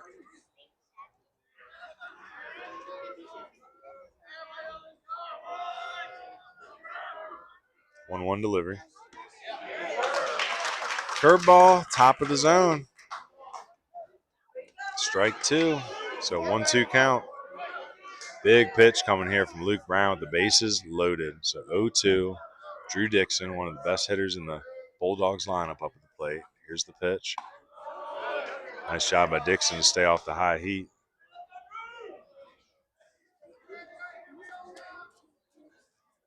If you're Dixon here, you're just trying to hit a ball hard. You got the turf. You know, even hard hit ground balls might be able to scoot through.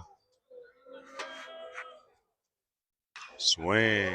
Fouled back off the facade. It's going to even it up at 2-2.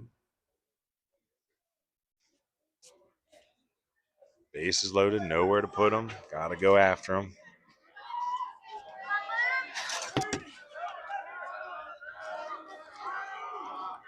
Big pitch, swing, and that isn't hit too hard, but a nice play by Phillips. I thought it was going to get into the outfield, but Phillips retreats and goes back up over the shoulder to make a BH Granning glove work web gem. Saves 2 runs at least, because runners are off on contact. Big play for Phillips. Phillips checking in on the field umpire. Wasn't sure he hit him with the ball or something. I don't know. But anyway, nice gold glove play there by the shortstop. It's a big-time defensive grab. Keeps this score 5-4. 1 run in on 3 walks and 1 error. No hits. It is 5-4 heading into the bottom of the third. It's going to be Aiden Bradley, Jack Schultz, and Nick Stutzman in the bottom half. Again, I want to thank our third inning sponsor, American Legion Post 70. And also take some time to thank our in-game sponsors. These are the businesses that are going to pop up during the game, and they are attached to certain game actions. So all of our mound visits brought to you by Ion Outdoors. As we head into the bottom of the 4th inning later in this game, we'll start talking about our Chad McMahon State Farm insurance runs. All that gold glove work, like you just saw there with Devin Phillips, is brought to you by BH Granning Landscapes. Stolen bases brought to you by Hauling Solutions and Grading. Called strike threes brought to you by Burlett Painting, painting the corners with Burlett. And then, as the game goes on, you'll hear the chatter start about a next-level baseball play of the game. Perhaps it's that Devin Phillips grab right there. But Next Level Baseball sponsors our play of the game. And then lastly, we have a CamWood Bats player of the game. So play of the game and a player of the game. So CamWood Bats is our player of the game. So still trying to get those CamWood Bats printed out and out to their winners. We're going to have to go on a tour day, Western North Carolina journey, and hand out some bats here in a week or two. Got our iced tea for Player of the Week out in the mail today, so we're caught up there. But again, thank you to all our in-game sponsors.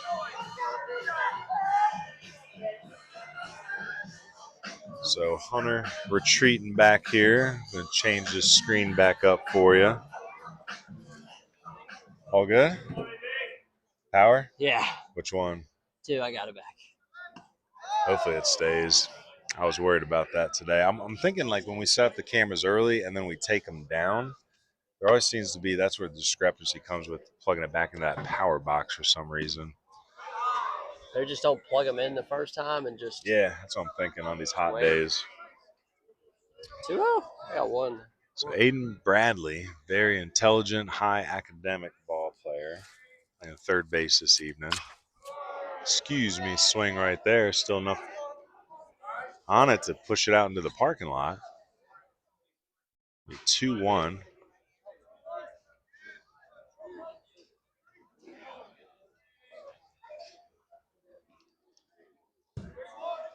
It's ball 3 as that delivery scoots to the backstop. So 3-1 count here. Peeler, only the 1 walk on the game so far. He had a tough second inning, but as limited as free passes. Full count now coming to Bradley after that foul ball. Again, beautiful baseball field here. All turf, infield and outfield. Turf mound. I'm a fan of the turf field with a dirt mound. That's my favorite combo right now. Ooh, just missed. Look close, but it's going to be ball 4 to Bradley. I'll bring Jack Schultz up. Schultz walked his first time up. Came around to score the first run of the game. He was on that Caleb Smith single. That was followed up by the big hit by Devin Phillips.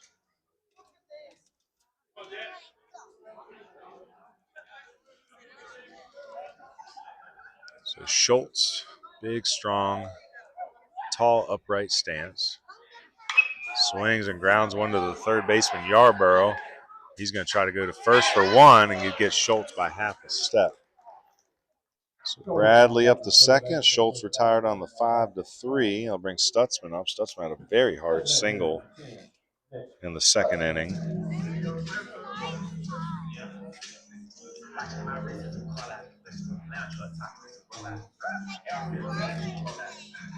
Stutzman wearing number 10, heading off to Virginia for college next year. University of Virginia Cavaliers. And with first base open, Peeler can be careful here as he's getting into the second half of the lineup. Stutzman, the 5-hitter. And very strong, athletic young man. Crouch stance.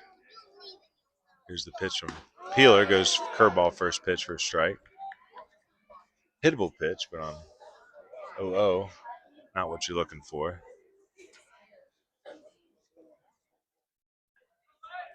Good chance for the Storm to tack on some extra runs here in the third, build that lead up.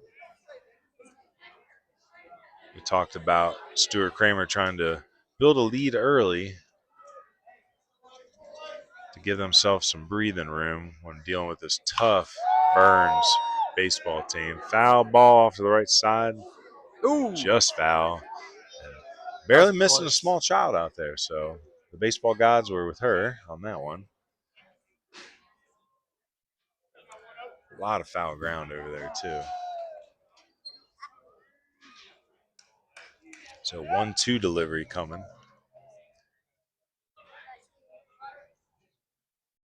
I feel like Peeler probably goes to the curveball, but I think I'd just try to dot a fastball on the outside corner here.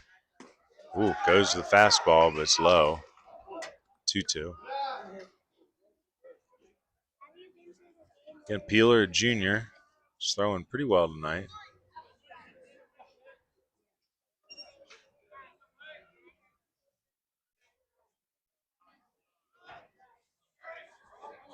Two looks. Here's the pitch.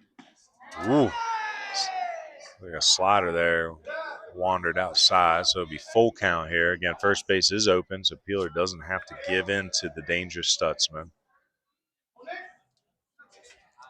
Dylan Rockin, the hitter, on deck.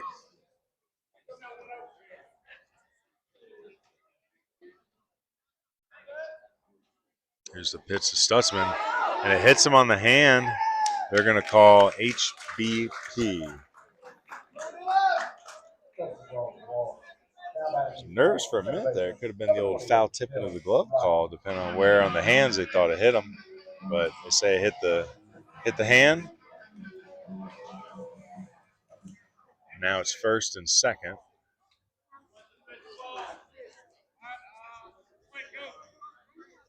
I think we're going to have a pinch runner here.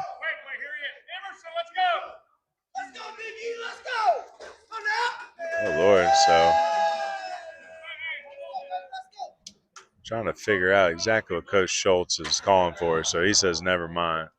Thought we were going to have a pinch runner here for a minute. But nothing on. Here's a mound visit. Ion Outdoors presents this mound visit as, let's see, Coach going to take the ball. We have a new pitcher. Let's see. I don't see him move yet. So again, we thank Ion Outdoors for all their help the last couple years. They are our mound visit sponsor tonight, as they are every game. But they're also our home team sponsor, along with those Carolina Bearcats baseball club. So no pitching change yet. It's going to be first and second here with one out. Dylan Rockin now in at second base. He was our starting pitcher this evening.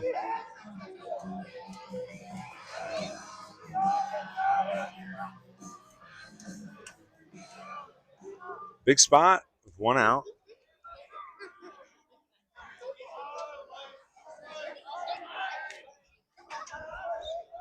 Say Dixon holding the runner close at second. First baseman Camp up on the green turf. With one out, there could be a bunt on here. A lot of room on the left side of the infield right here. See if Dixon gets back into position. Foul ball to start the at-bat here, 0-1. What you mapping out here, where all the phones are? I realize that you can track them. Oh, nice. And look at battery when they're on the same account. So interesting. I'm trying to get the other one. Can you control the power source at all? No. Ground ball to first baseman Camp. He's going to go to first for one and hold everybody else in their tracks.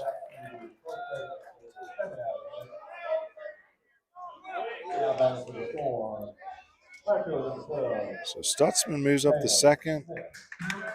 Bradley over to the third, and that's where they're going to stay.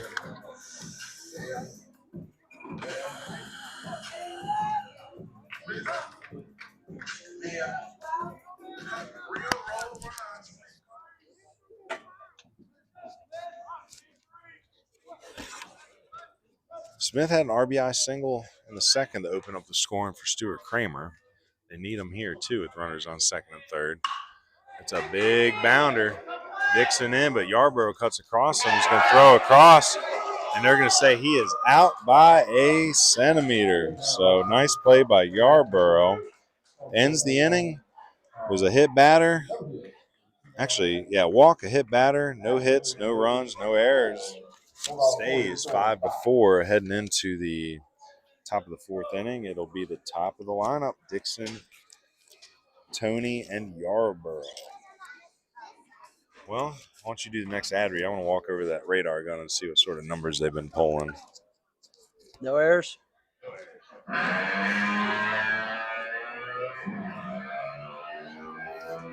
No ad reads yet. As we head to the top of the fourth. But once we get there, we'll tell you about our fourth inning sponsor. And you know him very well.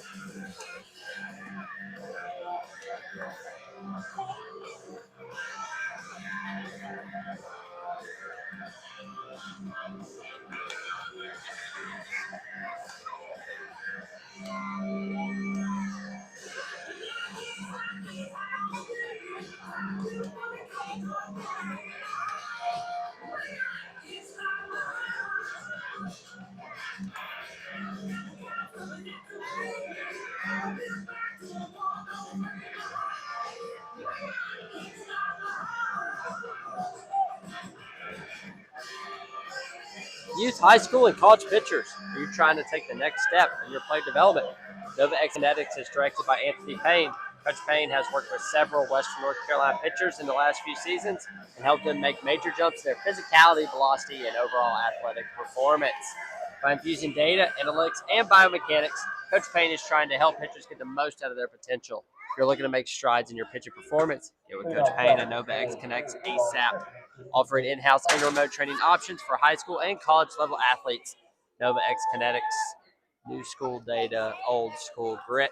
Well, speaking of pitching, some good numbers for you. Rockin was about 85 to 87, so his fastball was there. But, again, got to pound the zone, got to mix. Brown comes in. He's mixing up a little bit. He's more 76, 78. He's got that curveball going, so high sevens. A little bit more finesse, some off speed, and then Peeler's been low eights, about 80, 83. So good mix of different arms tonight. Brown's going to fall behind here. If you notice on Find My, you can see the batteries being charged. So the only one that says it's not on is one, but it says full battery. So might be worth a check maybe if we have time.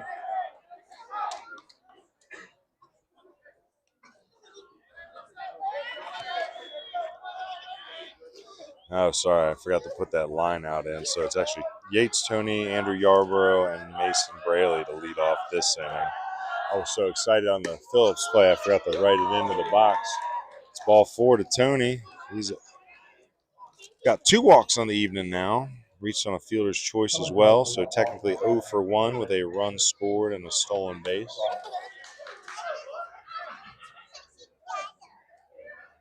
So with nobody out, runner on first, bring Andrew Yarborough back to the plate. He is 0 for 2, ground out and a fly out. I think I need to add another box, extras, and then left on base.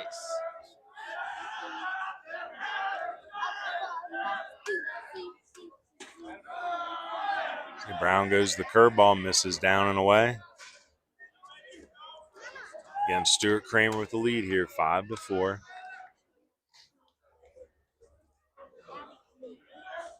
Still a lot of ball game left here.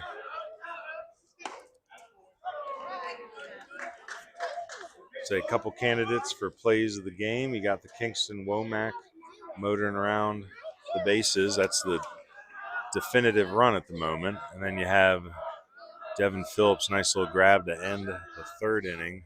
Over the shoulder catch on the Dixon line drive. Saved at least a run or two.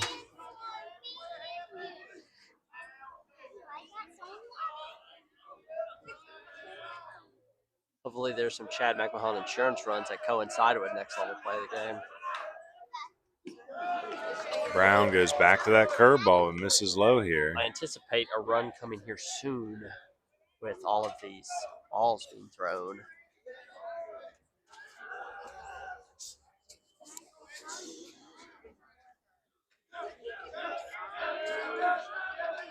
Brown delivers. There's a strike. It's going to fill the count full. Again, join us again tomorrow, 4:30. An exclusive broadcast. Gaston Christian at Providence Day. An interesting private school matchup. Tony goes. Foul ball here, though.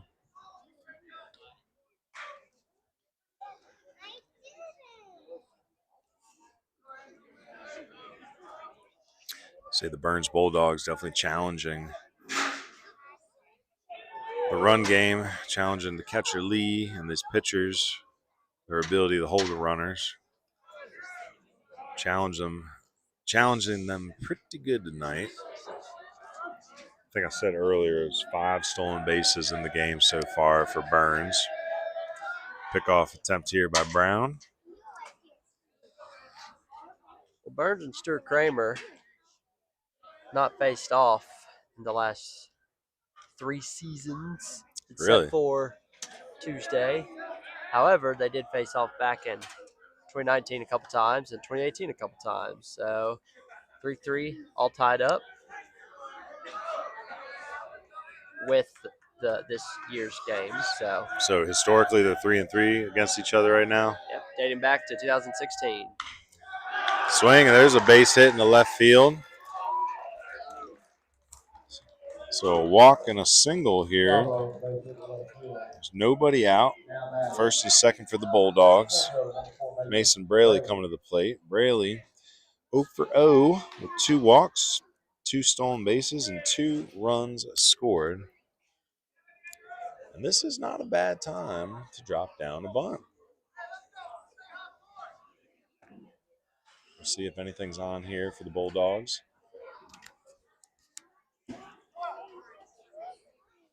We saw the Bulldogs last year, Burns at Crest. That was an interesting out-of-conference matchup. The Bulldogs were winners. They ran away with that one. Swing and a miss to Braley, or by Braley here. With 0-1 count. Burns will play Crest again over in Shelby. 429. Oh, look, they play them next game at home. I just scrolled right past it. So the Cleveland County teams will match off, or will face off 2 times this year. I guess technically is Burns the only Cleveland team not in the Big South? I believe so. Check my map. There's another base hit. Carbon copy there. Tony's going to put the brakes on. That ball gets past the catcher Lee, and it's going to allow him to score anyway. So he had put the brakes on.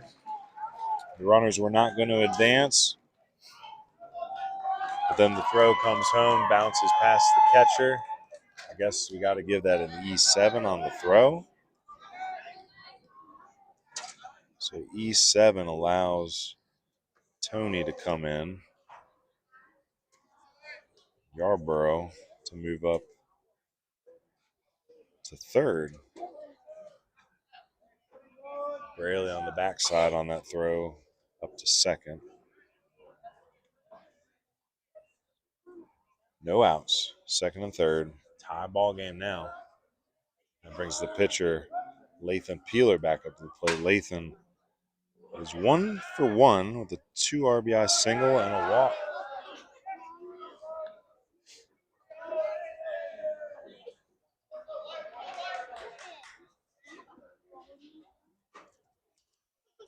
Well, Stuart Cramer's got a big South foe coming up in Forest View.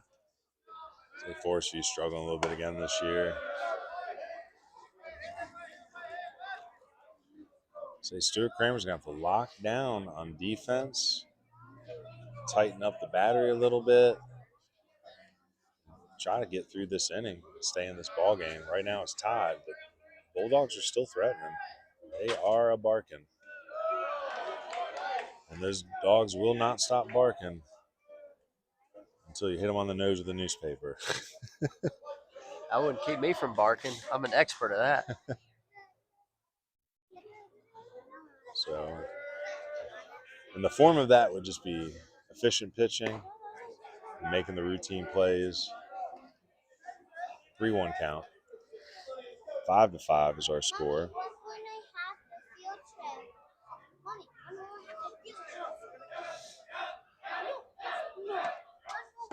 Peeler chases one there. That was probably ball 4. But Peeler had those 2 RBIs in the first inning. He's trying to add to it.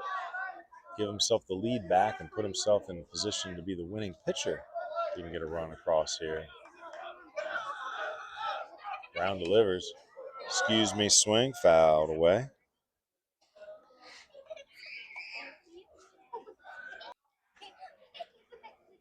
And Peeler, it's been low 8s today. When I walked over to the radar guns there, he said he hit an 83. I think it was his high. And then Brown, he's throwing high 70s here. Ooh, ball 4 to Peeler. So Peeler heads down to first base. We'll see if he runs for himself.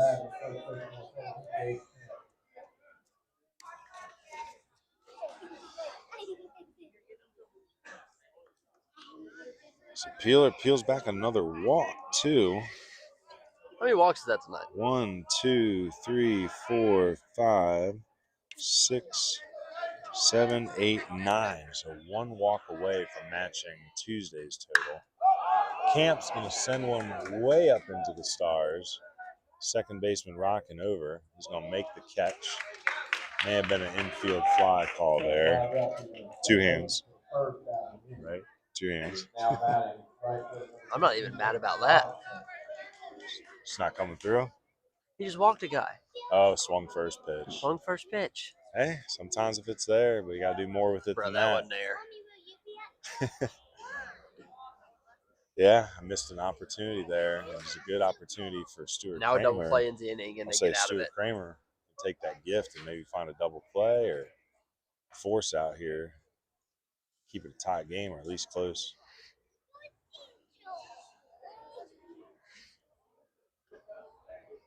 Ethan Robinson due up here.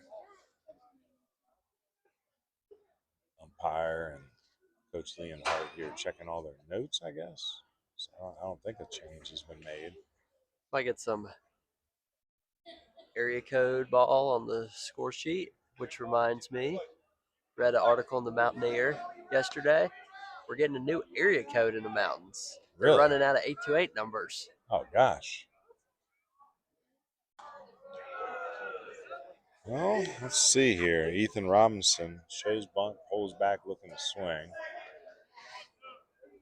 Coach Leonhardt yelling out a new set of numbers. We'll see what's on here. Infield's in. Again, with it being turf, should be clean hops and get turf. to you quickly here. It's turf. Might be to get the old infield, the 2 to 3 double play. Someone like 6 to 2 to 3 or something here.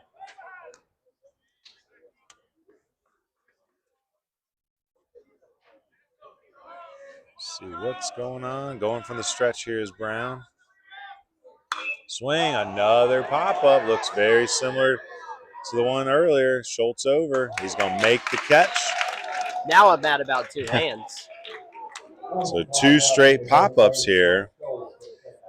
Might be able to keep this a 1-run inning if Brown is able to retire DH Blanton. Brown's 2 strikes he's thrown the last 2 batters have both been pop-ups.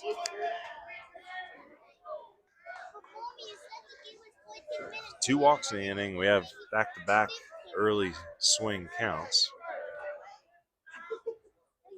leading to those pop-ups. Floater off into foul territory up near camera number 2. Near it, all right. See it bounce by.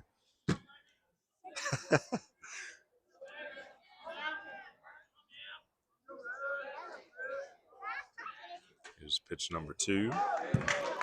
Oh, yeah, that's a nice angle. See that ball jump right by camera 2. How What's about the second one?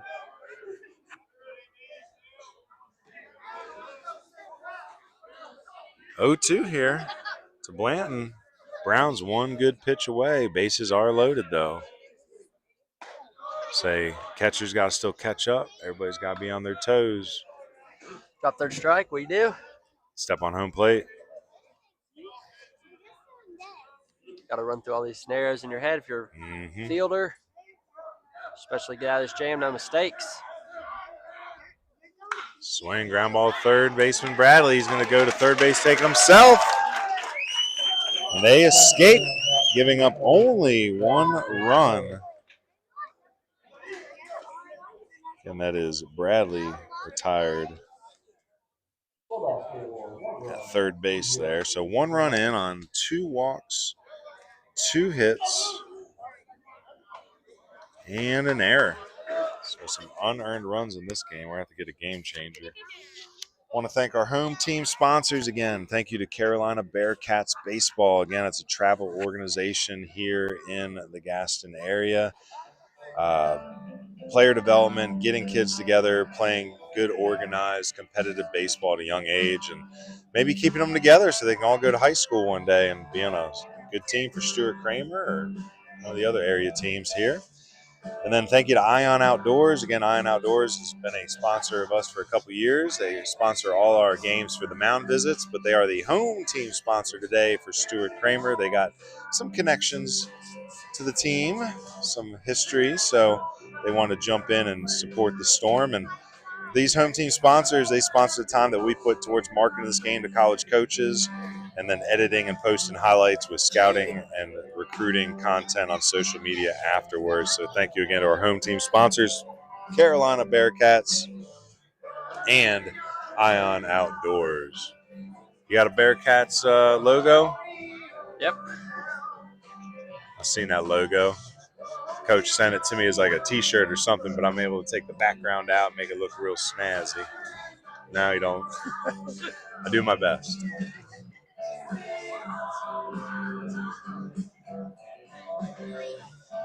So we might have a new picture here. Trying to look at the number here.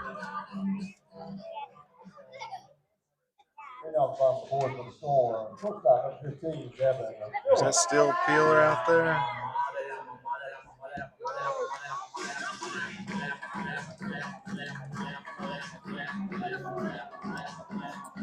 So it's going to be Devin Phillips, Kingston Womack in the back of the top here for Stuart Cramer in the 4th. Same pitcher, that's still Peeler out there? I think so. Yep, that's still number 3. So Devin Phillips had that loud single that turned into a 3-base knock. So 2 bases on the air with ball bounced past the left fielder on a hard single. So Phillips was rewarded 2 RBIs, but 3 came around to score on the play. Score's tied here 5-5 in the 4th. We'll be looking for Phillips to play the role of leadoff now, find a way on base.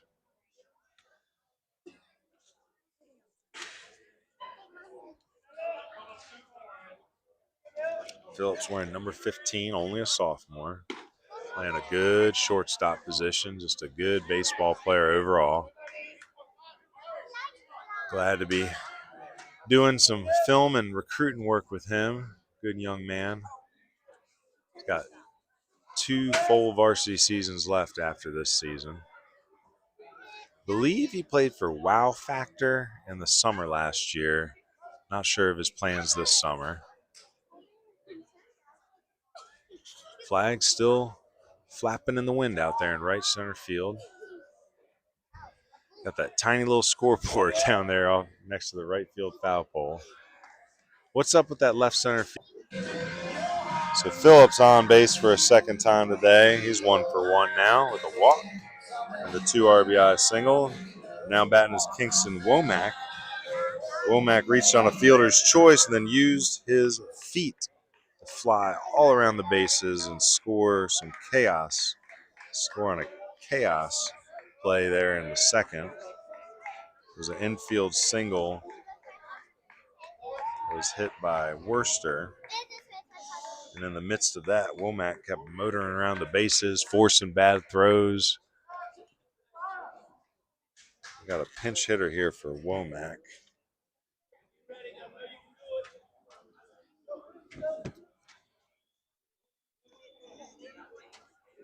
So this is number 11. What do you got on your card for number 11?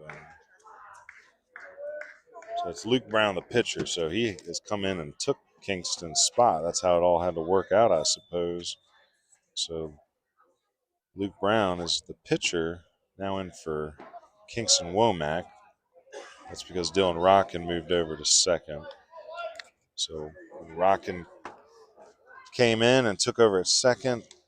In order for Brown to come in and pitch, they had to remove somebody, so they pulled Womack. So Womack's day is over. It's 0 for 1 with that run scored. It's an important run right now. It was the 5th run. They were up 5-4 at the time, tied now. So Luke Brown's first official AB. Known a little more for his pitching, but try to make something happen with the bat here. 1-2 count.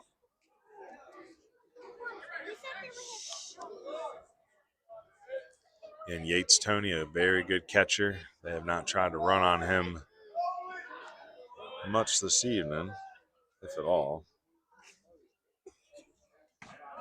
Luke Brown's going to take a fastball inside for ball 2, 2-2. I think Peeler wanted that call.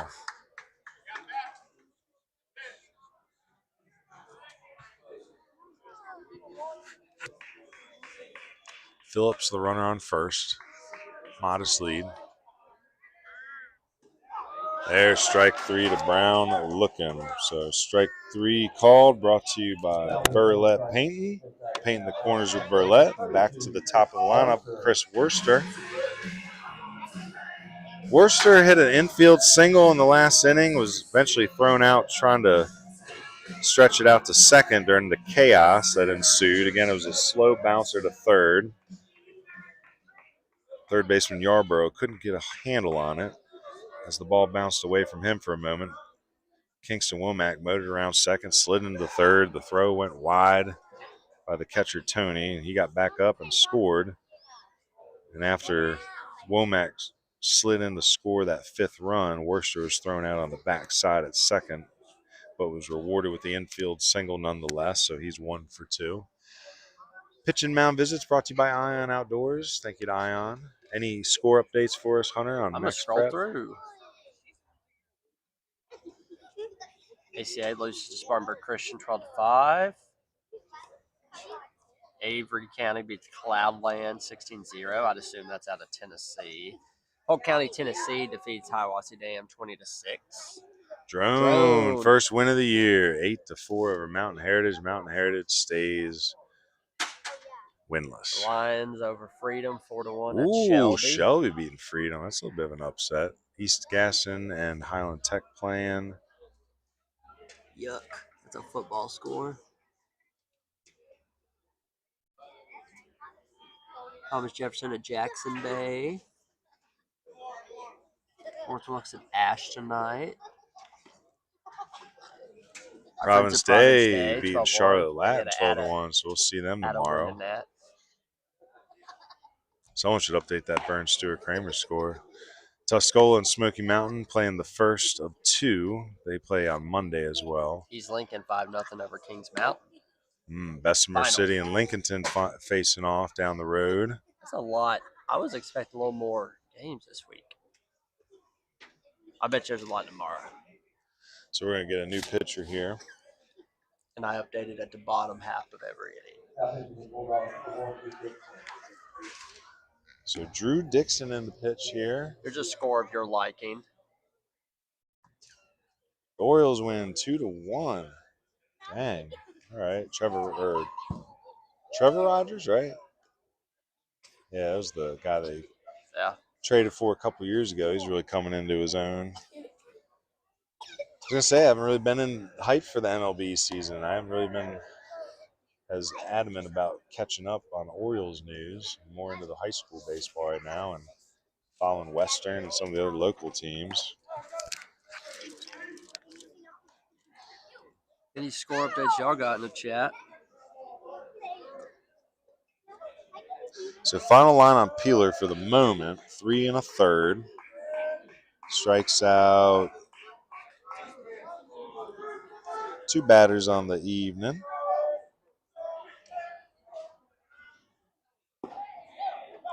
Leadoff hitter Chris Worcester up now. Gave up the 5 runs. How many were earned? We'll find out soon. Walks 1, 2, 3 batters.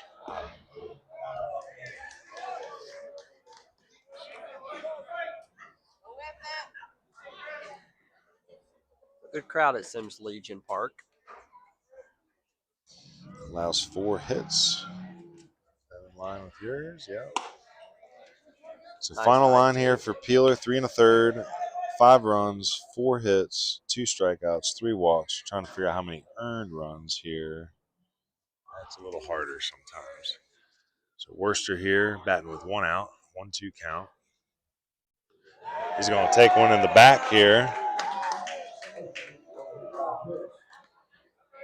So first and second now, Worcester on base for a second time. Keenan Helton coming to the plate. He's 0 for 2 at the moment. So a walk to Phillips, a strikeout to Brown, and a hit batter, Worcester. We're first and second now. Again, that runner on second attributed to Peeler. That ball is going to get away from Tony. Devin Phillips motors up to third. So wild pitch.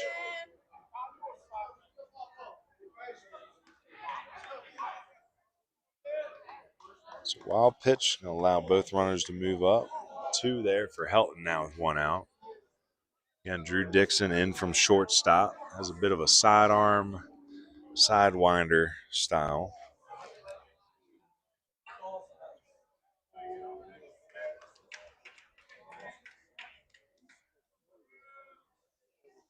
I think only 2 of those runs ended up being earned by Peeler, because I know the left fielder missed that ball. 2 came in there. And then I know Rockin reached on the shortstop, the error at short. So I think 2 earned runs for Peeler. So 3-0 here to Helton. Probably going to have the take sign. He's got first base open. Aiden Bradley on deck. All 4. So 4-pitch walk.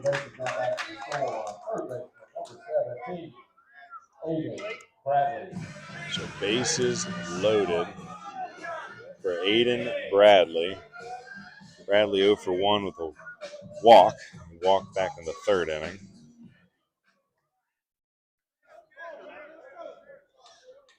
So getting into the heart of the lineup here for Stuart Cramer, 5-5 game.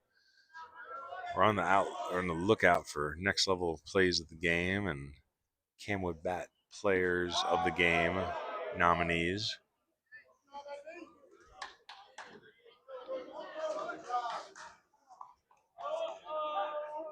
So the Storm in the all-white uniforms. It's hard to do laundry when you're sliding on turf. So probably a quick load of laundry after this game. Here's another mound visit. Again, mound visits brought to you by Ion Outdoors. They've been a busy sponsor tonight. Again, Ion Outdoors. They are professional backyard miracle makers. So pools and patios and outdoor kitchens and grayscaping, and you can think of it, they can probably make your dreams come true. So again, Ion Outdoors, we thank you for being our mountain visit sponsor, and we encourage these folks listening to visit Ion Outdoors for a free consultation in pool design. The only You thing mentioned I'd the say broadcast. Is, see if we can get on some of these as a family or whatever, and then boom. So you can't see the box score though when you do that? No, because you got to pay. That's pay. how they make money. I somehow got down the rabbit hole of seeing the official Game Changer group on Facebook, Yeah. and oh my Lord, travel ball parents. Is it something? It makes me want to just teach people how to throw up a phone and say, live stream this on YouTube. Yeah. Like, don't get me wrong, Game Changer is very useful, and the software is great for keeping book. But paying all this money to live stream when you can literally do it for free with an iPhone, a power bank, and an internet connection. It's true. Now, having the score and the stats and everything That's a different coincide story. together, that's different. So Aiden Bradley here, the 1-0 count. Drew Dixon trying to keep it a 5-5 score. That ball's going to scoot away from Tony. And he is not able to recover and get that ball to home plate in time. I hope he's okay. Got a little tied up in that turf. Devin Phillips with a great dirt ball read. Scoots in, gets the score back for the Storm. And that's just that. I mean, that's how you do it, kids. Dirt ball, active feet. Once you see that ball hit the dirt, you take off. If he would have waited a half a second longer, he might not have that result. So both runners move up on the backside. Phillips, motoring, high-energy ball player, making things happen today.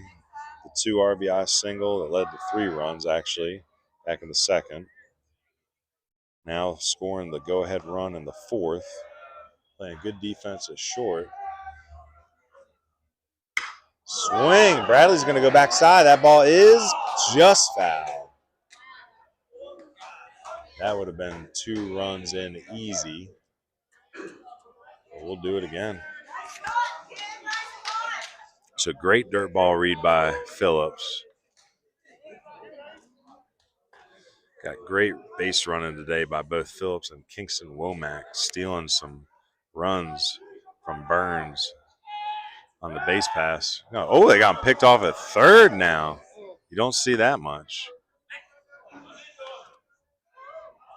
So this pickle's going on a lot longer than I thought it would, but Worcester is finally tagged out. Say Worcester's going to go play football at Lenore Ryan. He was trying to use his best juke moves there, but caught stealing. You don't see it much. Picked off at third base. I don't know the official. Let's see, that'd be 1 to 5 to 2 to 6 to, I don't know. We'd have to go back and find all the numbers for that one. So 1 to 5 to 2. I lost track. I ain't even writing it down, whatever. Let's just know he was picked off. And I am not the official book, so it's okay. That's a big out. They just stole there, though. Again, caught Stuart Cramer napping. That's ball 4 to Bradley. So Bradley's second walk of the game.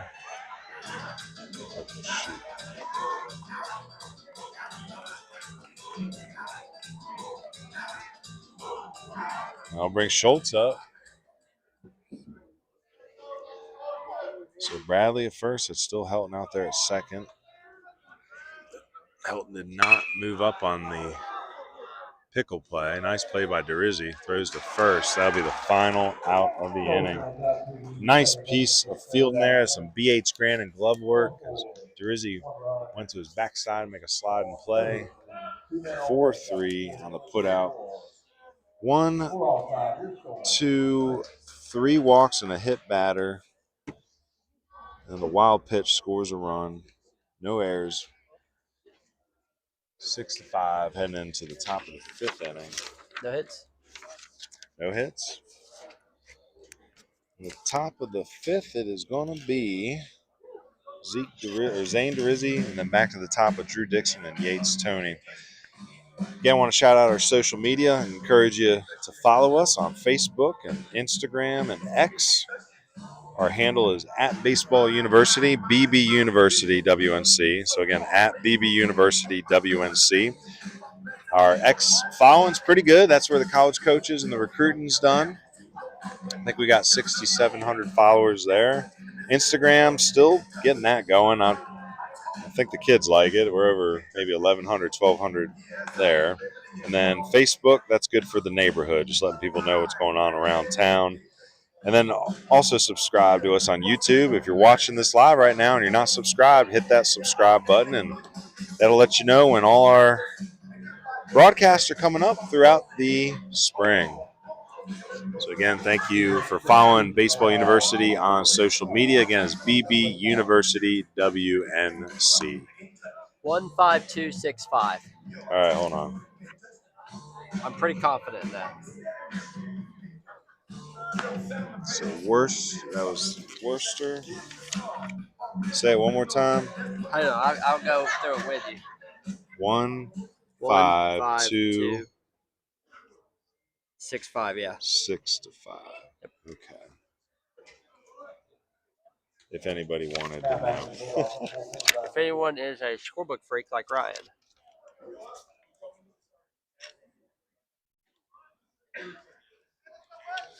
All right, I think we got a pinch hitter here.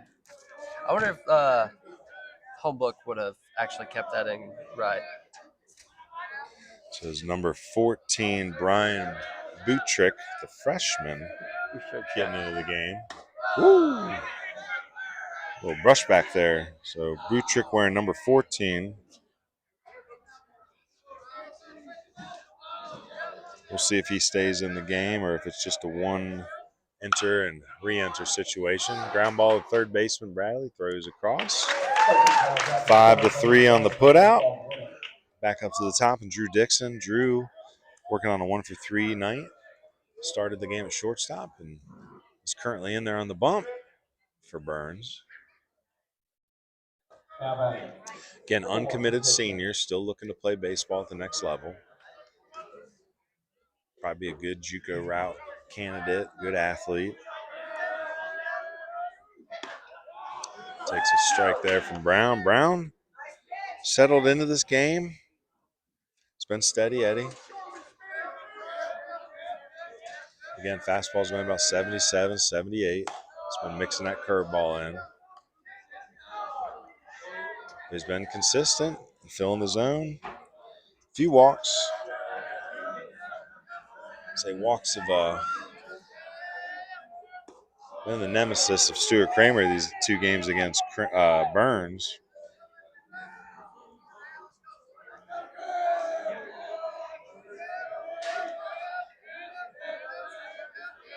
So 9 walks in the game. There's a shot to center field by Dixon. But oh my, what a nice play out there by Keenan Helton to run it down for out number 1.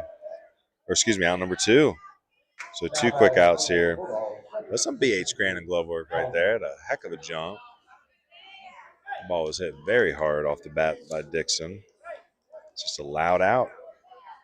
Bring Yates Tony back to the plate for a 4th time. Yates is 0 for 1. Reached on a fielder's choice and 2 walks. Swing and pops one up into the middle of the field. First baseman Schultz in, not able to make the play. That ball is going to hit foul, is what the umpire says. Man, I'll tell you what, that looked like it was right on the line, but they say foul ball. Stuart Cramer saved for the moment.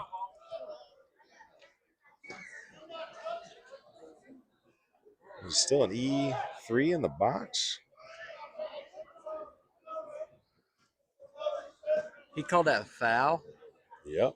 Oh, I see why. Because the catcher picked it up in foul territory, but it bounced in fair territory.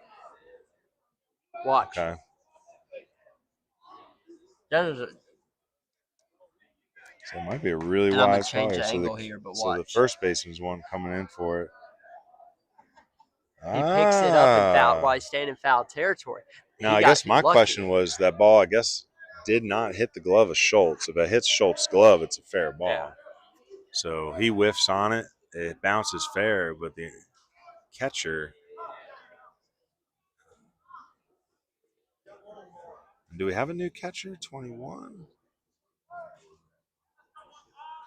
So I think we got a new catcher in there. So he picks up the ball in foul territory. So a stroke of luck there for Stuart Cramer. That's a great play, though, by the catcher. I don't know if he was aware either. There's no way because he was kind of moving his body back towards the field. So that's Braden Laws in at catcher now.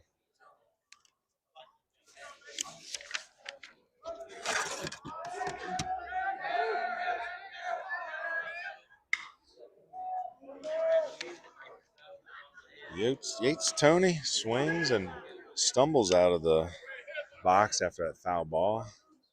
He's getting caught up in that turf a little bit today on that behind the plate too.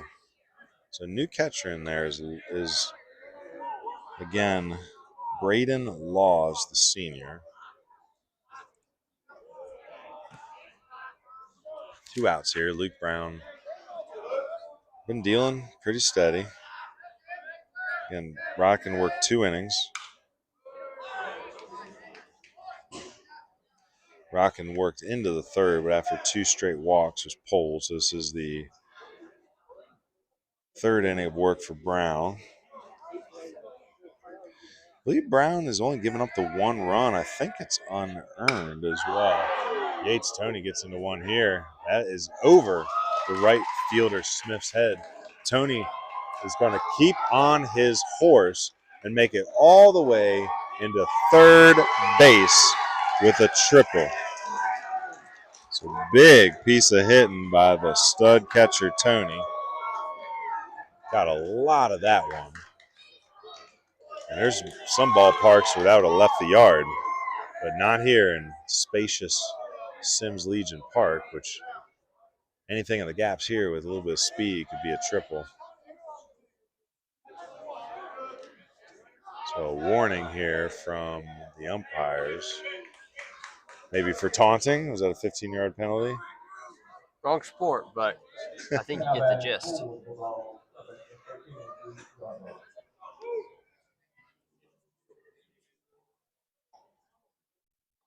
So up 6-5, Stuart Cramer. A big 2-out triple by Yates Tony puts the tying run 90 feet away.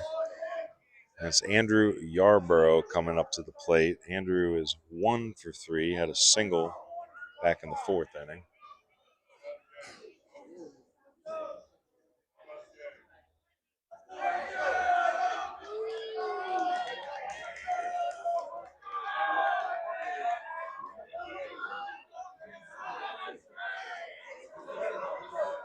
So Luke Brown going to try to dig deep here, get 1 more out. Starts off Yarborough with a curveball, swing and a miss.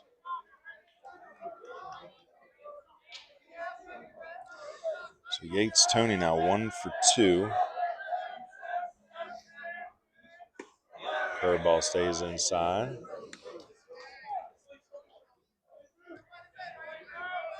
So Brown, the sophomore, has worked through 2 2/3 so far. Has given up 1 unearned run, I believe. 2-1 here, the count to Yarborough. That's why you need you to bring your laptop here so we can put the stream on your laptop and we can just scrub it. Well, that new laptop's working out pretty good. So I might have to bring it next time. I brought my old crappy one on this road trip because I was too scared to put my new one in a book bag. So I'm going to try to wipe that one, though, and just see if I can clean it up a little bit and get it to stop shutting down every 5 minutes. Take it to a repair shop and get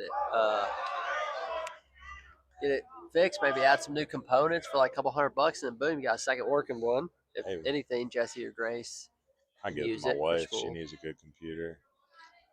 These kids don't need any dang computers. I'm trying to go old school.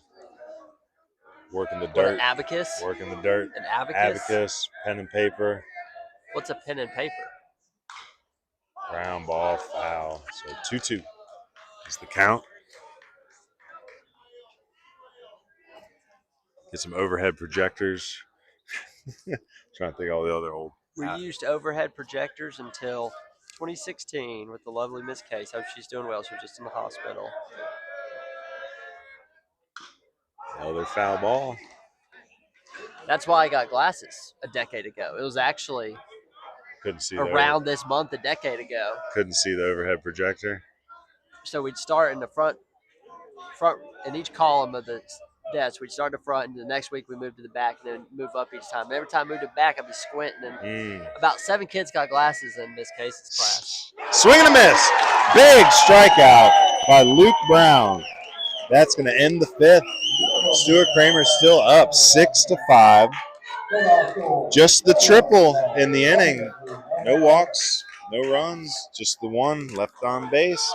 Heading into the bottom of the 5th, it's going to be Nick Stutzman, Dylan Rockin, and Caleb Smith to lead off. Woo! Well, it's getting a little rowdy again. It was a 7-6 walk-off win by Burns. It's back and forth too. Yeah, and as much as I like Burns, like after watching them for 3 years, they can get under your skin a little bit. I can understand that. They're a rowdy bunch, but I enjoy watching them play nonetheless. I think the moral of the story right now, though, is 9 runners left on base for Burns, while only 4 for the Storm. And they're lucky because a lot of those 9 left on base were walks. Again, 9 walks, and I believe a hit batter in this game for Stuart Cramer. But getting into territory now here in the bottom of the 5th, any runs scored by Stuart Cramer in this case will be an insurance run. Again, brought to you by Chad McMahon State Farm Insurance. Looking ahead to tomorrow, I think there's some games that we could stop by on the way home from Providence Day. Possibly. I say Providence Day is a 4:30 start versus Gaston Christian tomorrow. We're going to be tucked away in the beautiful field of Providence Day, but it's tucked in the back of campus. No lights. Can't have lights because of the neighborhood. We could go watch Crest and Huss. We could stop by Ashbrook. First pitch is 6:30. South Caldwell and Alexander Central play tomorrow. That's going to be a big one. Freedom and McDowell, Mitchell and Owen, Watauga St. Stephen's, North Henderson Pisgah. Is that at North or at Pisgah? At Pisgah. We can stop by. That's one I was saying we could stop by. South Point, North Gaston. We might could be able get to see there the end of that. Cherryville, but that's a little further out of the way. Franklin Bavard will be a good game tomorrow. Patton RS. Go the other way. East Henderson Smoky for a rematch. Yeah, we're not driving out to Grace Christian for Wesleyan Christian. That's the other direction. Stutzman batting in the 5 hole. Stutzman is 1 for 1. He was hit by a pitch and hit a hard single and scored a run in the 2nd inning. And Drew Dixon from that drop down angle. Excited for post game. We're staying in the Esquire Hotel in downtown Gastonia tonight. Something straight out of Gotham. Yeah, it's on the historic registrar. So I was trying to find a hotel for today, and I just get so frustrated with the online stuff that I just started calling hotels. And I was like, whoever just takes it over the phone is who we're going with. So thank you to the Esquire. Looking for a good night's sleep this evening in a nice historic hotel. So we'll be back at it tomorrow. 4:30 game time start. Gaston Christian. It's a very strong 3A private school. They fell in the finals to Grace Christian last year. They're taking on Providence Day. Providence Day coming off a 10-1 win over Covenant or Charlotte Latin tonight, I think it was. So we'll see what they got left for out of conference pitching for both teams. Dixon with 19 pitches so far. This is nice to be able to see those now. Pitch count, yeah. We should maybe invest in getting a subscription to this because I think you can just see all the box scores. I was gonna say I might not have to take score anymore. I can just keep referencing the game changer. Stutzman chases one upstairs, delivered by Dixon. So 1 out.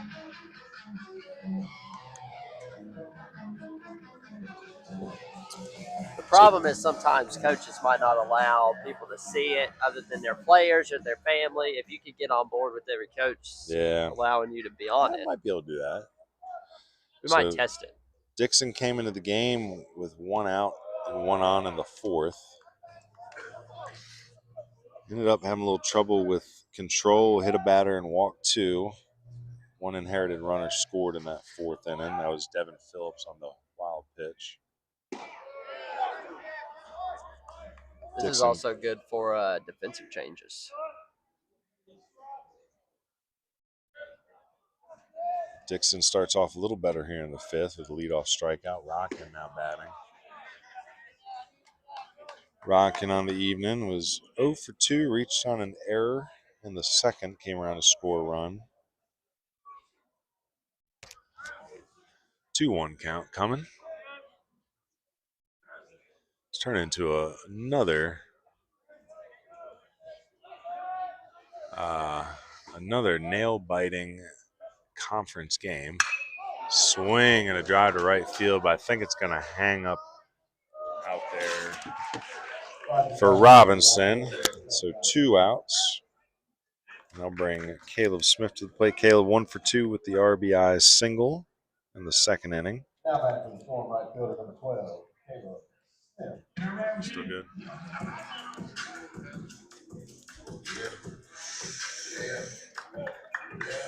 So Smith in that junior class. Getting a lot of good athletes up and down both these lineups looking to play college baseball.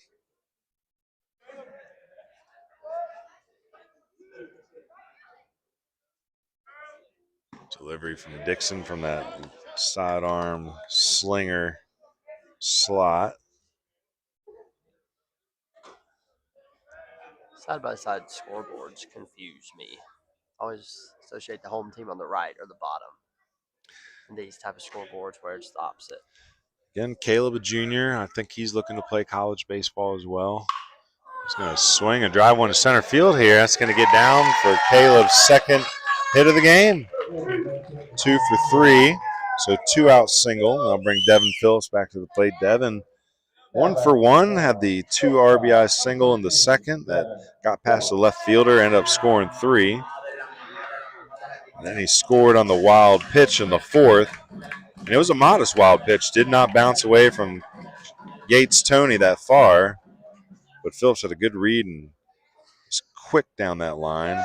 Tony got caught up in the turf a little bit, and Phillips was able to score the go-ahead run. Looks like it's going to be a 4-3 to end the inning this time. So 1 hit, 1 left on, no runs, no errors, heading into the top of the 6th. Game moving along a little quicker now. It's going to be Mason Braley, Lathan Peeler, and Gage Camp in the 6th. Well, you want to talk about Patreon?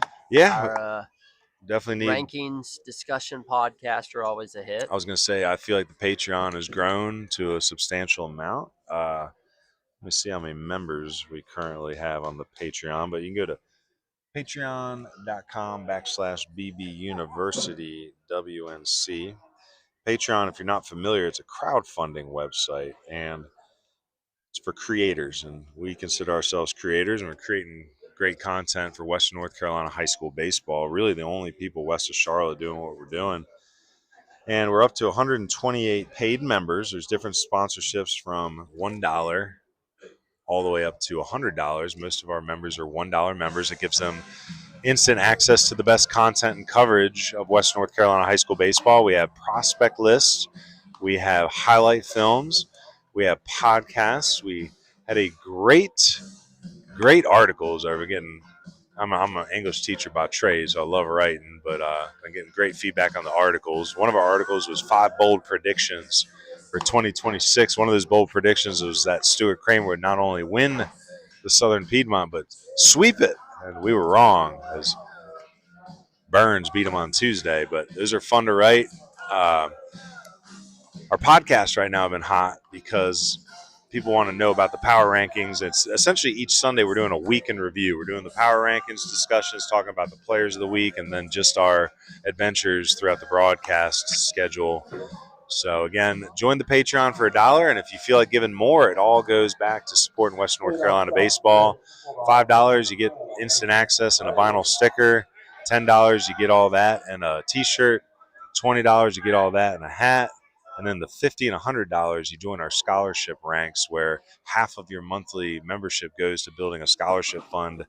We've given out a $500 baseball university scholarship the last 2 years, but this year we're taking that $500 and then foul ball here, and half of those $50 and $100 memberships each month are added on to it. So right now I think we have 3 $50 members. I'd have to go back and look.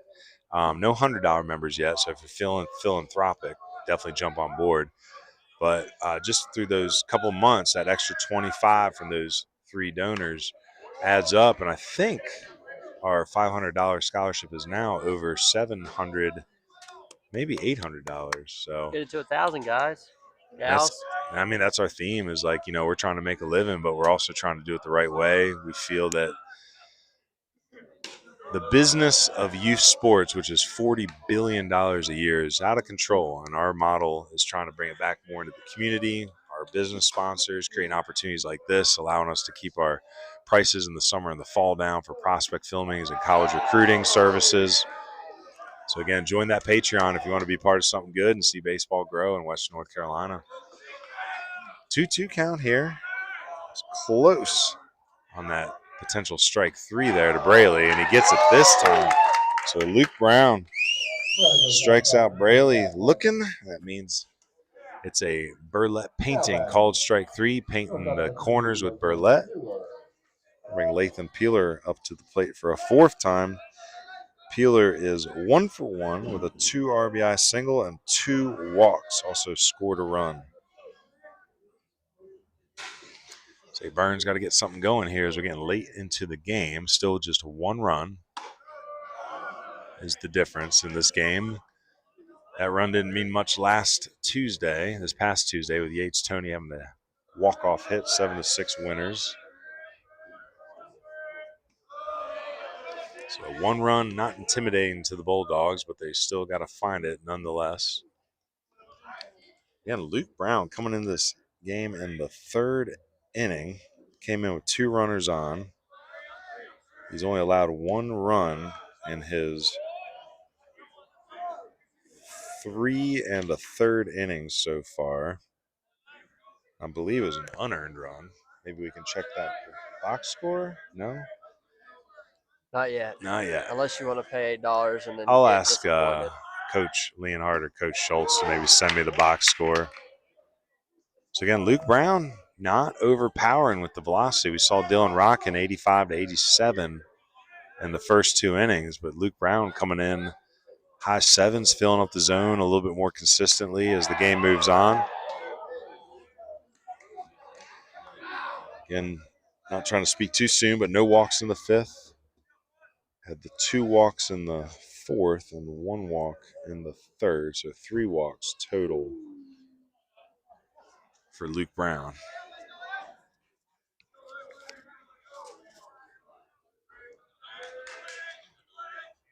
Swing and a drive. That ball might split the gaps, but the left fielder. Who's that out there? Worcester. That's Worcester out there to haul it Isn't in. it beautiful? Oh, you got it already. Look at this, the future. Got any selections for plays of the game yet? Starting to cut a few? Starting to cut a few up. I'm thinking that 1 strikeout. Ooh, that was a big K. The runner on 3rd. Yeah.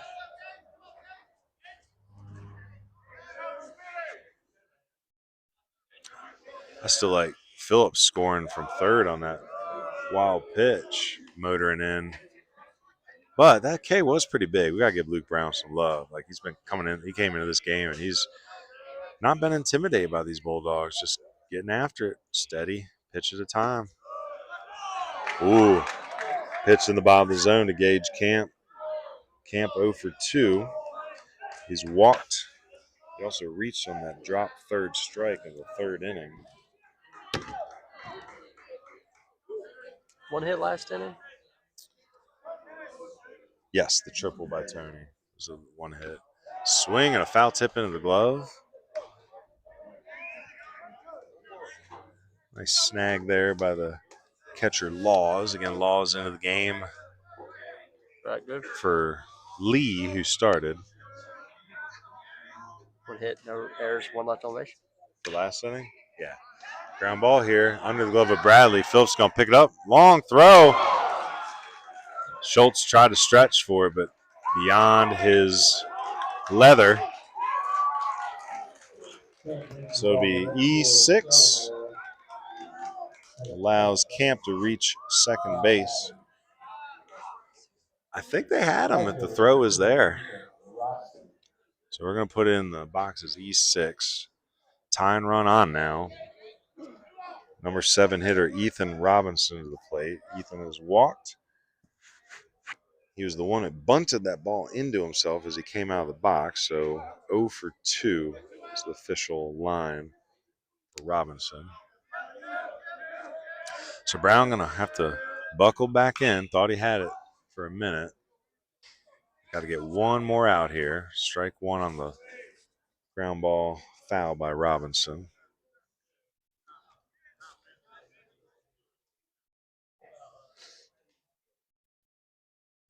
We steal this.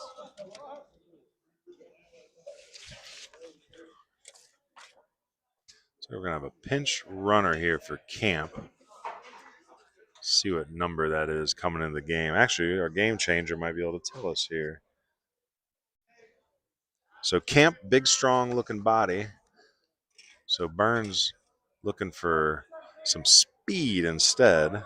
Are going to put Max Davis out there at second. Max was a name that was in the lineup a little bit last year. He's on our list of players to watch.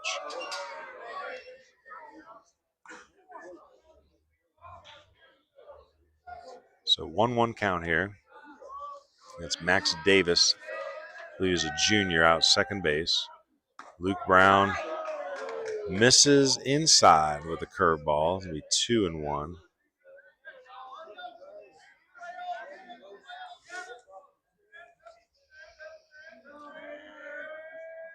Swing foul. So 2-2 count here. So again, the pinch runner Davis in for Camp at second, or maybe re-entry. But Coach Leonhardt looking for a little bit more speed with 2 outs. Wants someone who can score on a single. Pitch delivered by Brown. It's going to be a ground ball deep in the hole at short. Phillips with a heads-up play. Say that ball was probably a little too deep in the hole to set the feet and hit Robinson at first. So with Davis breaking towards third, Phillips with a heads-up play in the hole, whips it over to Bradley. He tags the runner for out number 3. It'll be 6-5 on the putout. Man, what a heads-up play. That's a BH Granning glove work. Devin Phillips, man, continuing to make heads-up plays. I'll tell you what, he's putting himself in line for this CamWood Bats player of the game. Is that Brown, one left on base? One left on. Well, yeah, fielder's choice, I guess. He's safer first, I guess. So. But yeah, big heads-up play, BH Granning glove work. So 6-5 heading in the bottom of the 6. Let's take a minute to thank our in-game sponsors again. It'll be, sorry, Hunter. Too many moving parts. So anyway, our in-game sponsors. So here we are, our mound visit sponsor, Ion Outdoors. Again, they're also one of our home team sponsors tonight. Chad McMahon State Farm Insurance Runs. So Stuart Cramer definitely looking for some of them. BH Granning, we just saw BH Granning glove work there by Devin Phillips and Aiden Bradley there at the play at third. All our stolen bases, and again, there are a lot of them for Burns tonight, brought to you by Hauling Solutions and Grading. Again, they're out of Henderson County. All your mulch, gravel, dirt needs. Burlett Painting for all the called strike threes. And our next level baseball play of the game, I think Hunter's starting to cut some clips for that. And our CamWood Bats player of the game. So thank you to our in-game sponsors. We appreciate the heck out of them.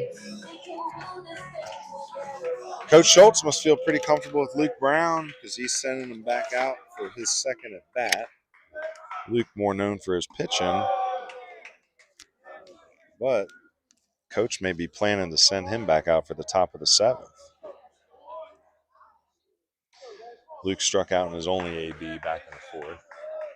He was put into the game in Kingston Womack's spot when Rodkin came out to keep Rodkin in the game. Brown grounds out 4-3 to start the 6th. Worcester back to the plate. So Worcester had a single back in the 2nd.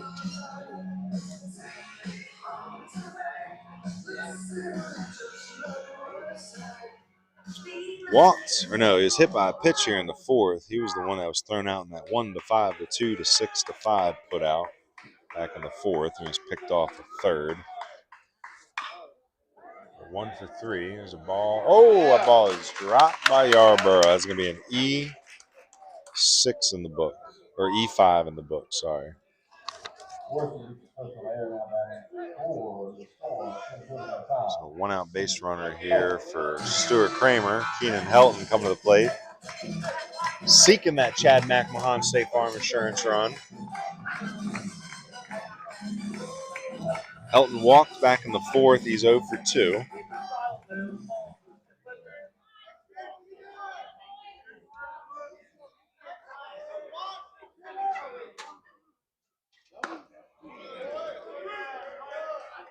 First pitch strike. Again, that's Drew Dixon still out there on the bump. Dixon's at 31 pitches. Helton, Burlett back up the box.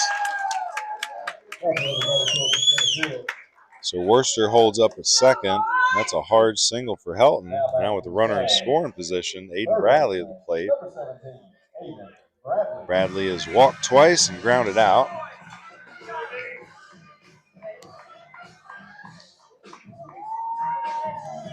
Hey, Bradley, I believe I heard he's looking to study engineering at the next level. High academic senior. Nice curveball by Dixon, strike 1.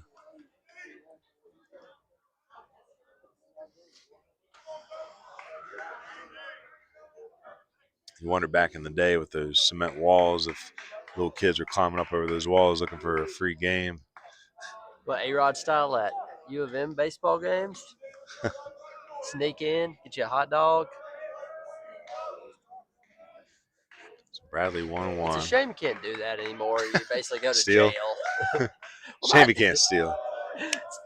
I wouldn't call trying to watch a baseball game stealing for a 5-year-old. Looking through a hole in the With wall. how much tickets are? Oh, dude.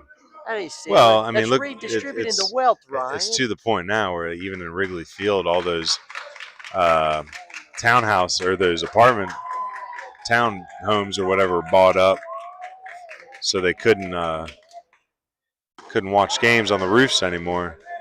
Big swing by Bradley there. Kind of chased a high curveball, 2-2. So 2-2, 1 out.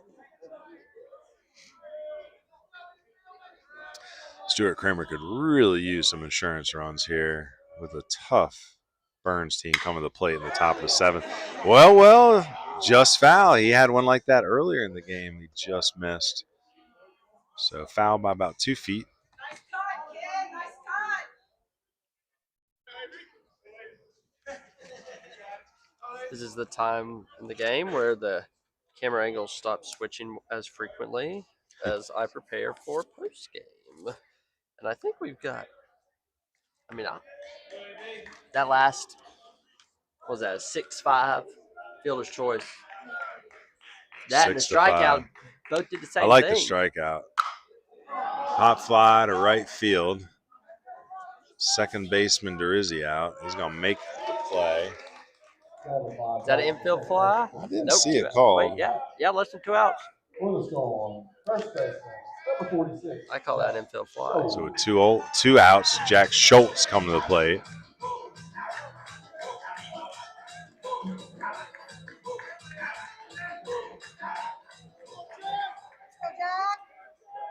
Jack Schultz doesn't need to be a big old extra base hit. Just needs to find the outfield grass somewhere. Swinging a drive to right field. It's going to hang up for Robinson out there, though. So hit it hard. It's just the single, the E5, 2 left on base, no runs in. Heading into the top of the 7th. It is nerve-wracking time here. So heading into the top of the 7th, there'll be the 8, 9, and 1 hitters. So Blanton, Derizzi, and Dixon due up. It was actually Butrick, that batted for Derizzi last time. I'm not sure if he's still in the game. That might have been him grabbing that pop-up at second. Should have looked back at the game changer. But it's going to be Luke Brown back out on the bump. Say the young man has pitched really well this evening. He's done 4 innings of 1-run baseball, and again, I believe that run may have been unearned. I think we got that right. 5 runs, 5 hits on 3 errors for the Bulldogs, and 6 runs on 6 hits and 4 errors for the Storm. Into 6th, 7th inning sponsor. It is going to round the corner. I want to thank our 7th inning sponsor, Hale Tax Solutions. Hale Tax Solutions is the official tax preparer of Baseball University of the Blue Ridge. They've been in business since '97, and they are headed by former IRS agents that understand the tax system's complexities and can guide you to your maximum returns. They perform all categories of tax returns, including personal, corporate, trust, estates, and nonprofits. They also offer bookkeeping services, consulting, and can be your representation at state or federal audits.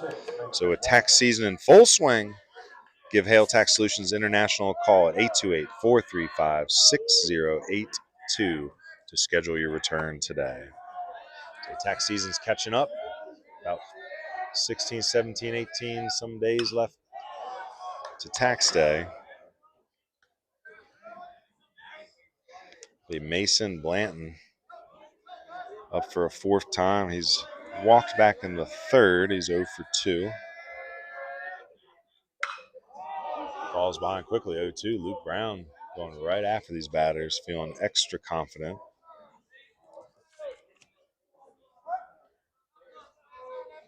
Excuse me for not changing that. I apologize.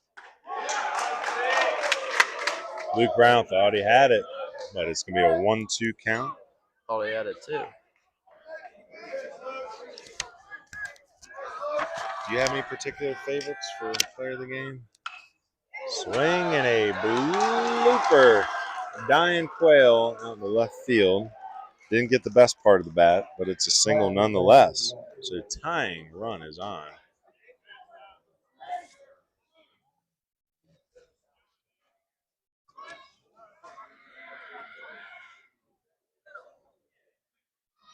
What's your baseball world saying to you?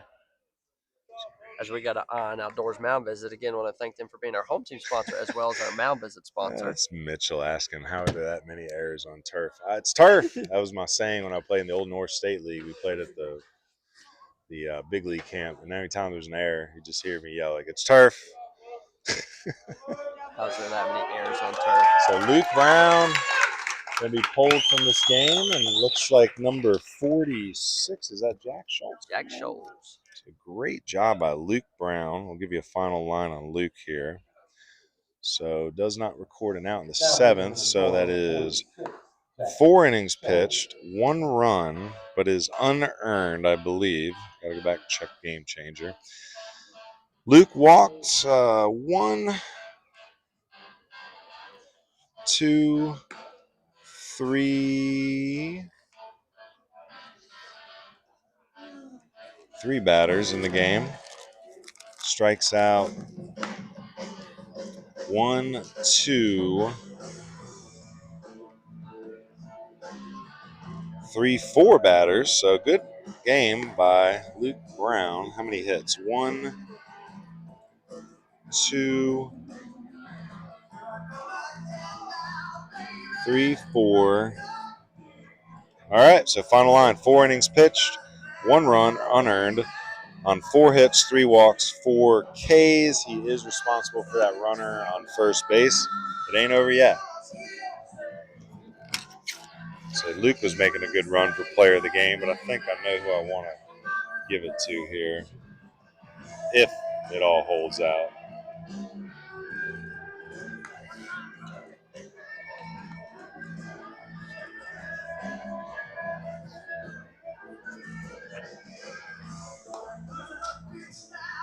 Whoa.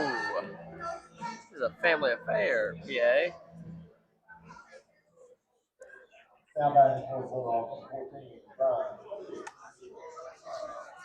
All right, that's my pick.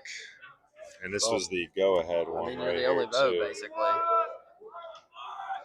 Any picks for player of the game out there? Put it in the chat. Maybe that'll get the algorithm up. But my pick is a baller who's just been balling on all facets of the game tonight. And if this score stays steady, he will be our player of the game.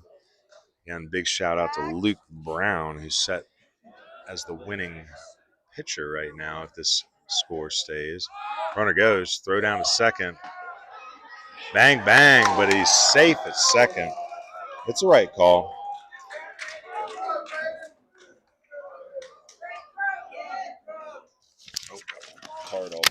here. So stolen base there by Blanton. That's a hauling and solutions and grading stolen base, and a very important one. I believe the 6th one of the night.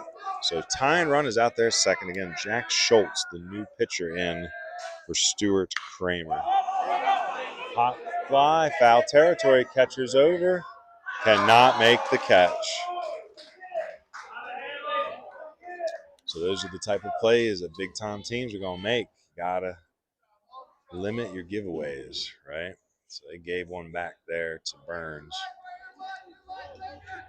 See a lot of foul territory over there. Got to get that mask off, get yourself situated, and turn back around. So you know that baseball's going to be coming back towards home plate. That spin. All right, Schultz. 1-1 delivery. Swing. There's a single. We might have ourselves a tie game here. Nope. Runner had to hold up, make sure it went through. So back-to-back singles here, make it first and third.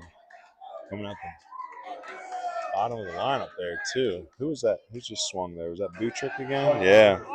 So that's Butrick in his second AB. It looks like he stayed in the game there at second. So that's the freshman. So Butrick 1 for 2. This game's got a lot more interesting. Might have to change up play of the game. Might have to change up player of the game. Got to change up everything. Say it can't be a walk-off tonight, as Stuart Cramer is the home team, as Burns walked it off on Tuesday.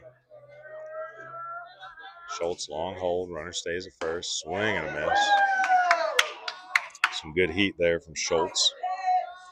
There's Drew Dixon up for a 5th time. Drew is 1 for 4, had the infield single in the first. What do you want me to write? Good defense here? I don't even know. I mean, it just had Stat multiple line. web gems. He had 2 web gems. Swing and a miss. So Dixon being challenged by Schultz on those first 2 pitches. Fastball in the zone. Came up with nothing but air on those 2 swings, though. Schultz got a little bit of, I'm blanking on the pitcher, Birdman. Swing and a miss, strike 3. They're going to let the runner take second base. So a stolen base by Butrick. That's grading or hauling solutions and grading stolen base number 7, I believe. Strike 3 to Dixon. I'll bring Yates Tony up. Yates, a very dangerous hitter, had that triple back in the 5th. Base open. What do you do? I was going to say, Was he 2-hole? I was going to say, only left-handed batter. I want to put him on. Create the force. I'd put him on here, too. They're going to go after him here. Interesting choice, especially after Tuesday. Yates Tony was the one who walked it off versus Stuart Cramer. Schultz going to go right at him. Pop fly back behind us.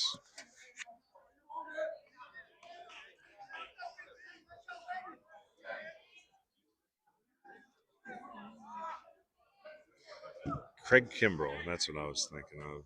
That's who Schultz looks like when he sets up. Craig Kimbrell, probably future Hall of Fame closer. Was not very good for the Orioles 2 years ago. But in his heyday was legit. Had some good years for the Braves too, I believe. So 1-1. 300 saves, something like that. So him and Kenley Jensen were racing after each other for a minute in the standings. Mariano Rivera still our all-time leader. 440. I know he got 300. I watched that one live. Who's all-time leader? Is it Rivera or is it Hoffman? Woo! Fouled back that slider there right in the netting. So 1-2. So Schultz, hats off to him, gets ahead of Tony, but he's got to make a pitch. Like, still kind of shocked that they didn't put him on. I say Yates Tony's got good speed at the box too. So I mean, just a tough out.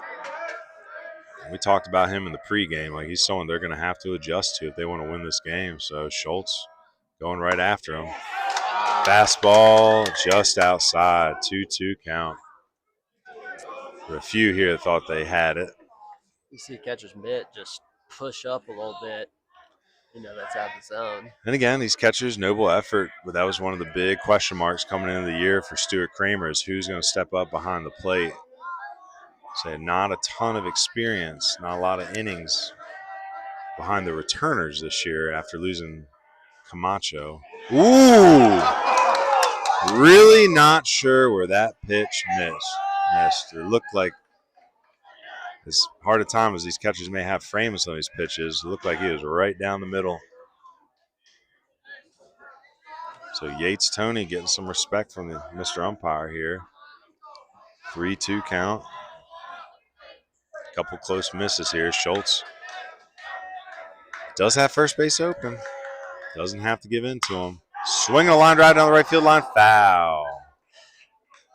I don't give him anything close after that.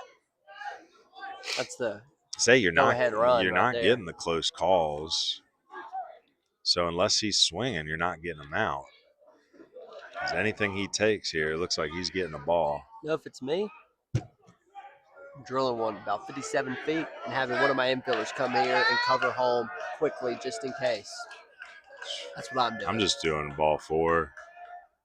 Yep. Like that. That was a long roundabout way to get to the same point. So Yates Tony working on an interesting batting line. 3 walks on the night, so he's 1 for 2 with 2 runs scored. That includes the triple and 3 walks. Andrew Yarborough up. Yarborough reached on a single in the 4th. He was part of that odd play where the throw came home. The runners had stopped. I think it was Tony that held up at home plate. The throw came home, scooted past the catcher, and everybody advanced. That was the one unearned run that Brown had given up. Just in case.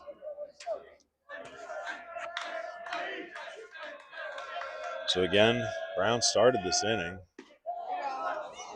It was a leadoff single by Blanton. Then Brian Butrick had a single of his own. Drew Dixon struck out. Yates Tony walked, and that's where we're at right here. The base is loaded. Swing the drive. That ball into left center field, called off by Helton. Runner tags. Throw comes home. Whoa! Man, I'll tell you, the ball popped out of the glove. It doesn't matter. Ball popped out of the glove. But I was wondering if he didn't snag the foot there before he hit home plate. But right now, we got ourselves a tie ball game on the sac fly. RBI by Yarborough. So 2 outs here. Runners did not tag up on the backside there. That's what I was Interesting. just about to mention. I'm shocked that with that throw coming all the way through and only being cut about 20 Well, feet from nice home job plate. by, I think it must have been the third baseman there to kind of shadow deke a little bit, act like he was going to catch it as the throw bounced home. Off the fist, it's going to be slow. Devin Phillips in, makes a quick play. Nice play. Heck of a play by the shortstop. It's going to keep it a tie game, heading into the bottom of the 7th. Burns walked it off on Tuesday. Stuart Cramer trying to play the hero and walk it off here on Thursday. Wow, so a lot of drama. So what do we got there? We got 1 run on 2 hits, no errors, and 2 left on base? Yep. I'm getting good at We had a this. walk, too. I don't keep track of those. I ain't a pitcher. Heading into the bottom of the 7th, it's going to be Stutzman, Rodkin, and Smith. So middle of the order. The good thing about this spot is that we definitely don't have our play of the game yet. Tie game going to bottom of 7th, whatever it is. It's whatever's wide gonna win the open game. now. I mean, I had a choice. I was actually going to go with, well, I ain't going to jinx it. There's still time for that player to get it here. So we'll see. We'll talk about it after the game. Nice job by Luke Brown. Got to give him a shout out. No decision now. New pitcher on here? Can't tell. Nah, I think it's Dixon still. But yeah, I want to thank our 7th inning sponsor again, Hale Tax Solutions. We appreciate them. Did our tax returns the last 3-4 years, and Yeah, I need my 1099. yeah, I'll get that to you. How am I supposed to file my taxes that are due in Like 3 weeks? Yeah, right. It's okay. I wait till like April 10th anyway. Taxes, man. I'll tell you, they can get you tied up in a knot. Hale Tax Solution. They're on your side. That's one thing I like about them is they used to be in the IRS, so they're trying to beat the game now. So what a game tonight! A lot of drama. Started off early with Burns grabbing an early 3-0 lead in the first. Stuart Cramer Storm back with a big second inning, going up 5-3. Burns tacked on one in the third and one in the fourth to tie it before Burns took it back in the bottom of the fourth. They were up 5-6 all the way until this seventh inning. Tied up on a sac fly by Andrew Yarborough. Swinging a ground ball up the middle here, picked up by, I believe that's Peeler, throws across for out number 1, so Stutzman retired. So Dylan Rockin up now, he's 0 for 3, scored a run after reaching on an error in the second.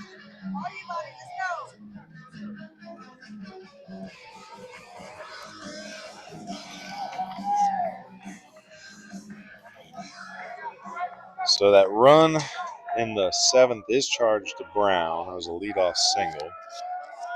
So Schultz works a scoreless inning, scoreless seventh.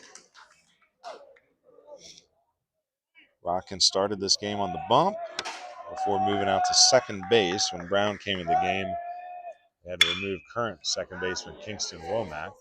Nice play by Peeler. Oh, my Lord. What a defensive web gem. That's some BH Granning glove work if I've ever seen it. So nice play out there. Again, I think that's Peeler. Lunges out, gets the leather, spins, throws, lightning bolt to first base. That is up for play of the game as well. Good Lordy. We've seen some good defense out of the shortstop position today. Devin Phillips for Stuart Cramer, and I believe that's Peeler out there. Let me see your game changer real quick.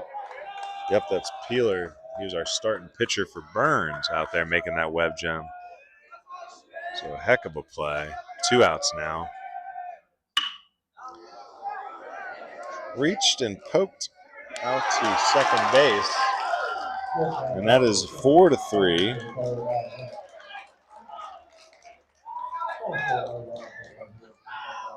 So 6-3, 6-3, 4-3. 3 straight ground ball outs for Dixon. And we got ourselves some extra innings.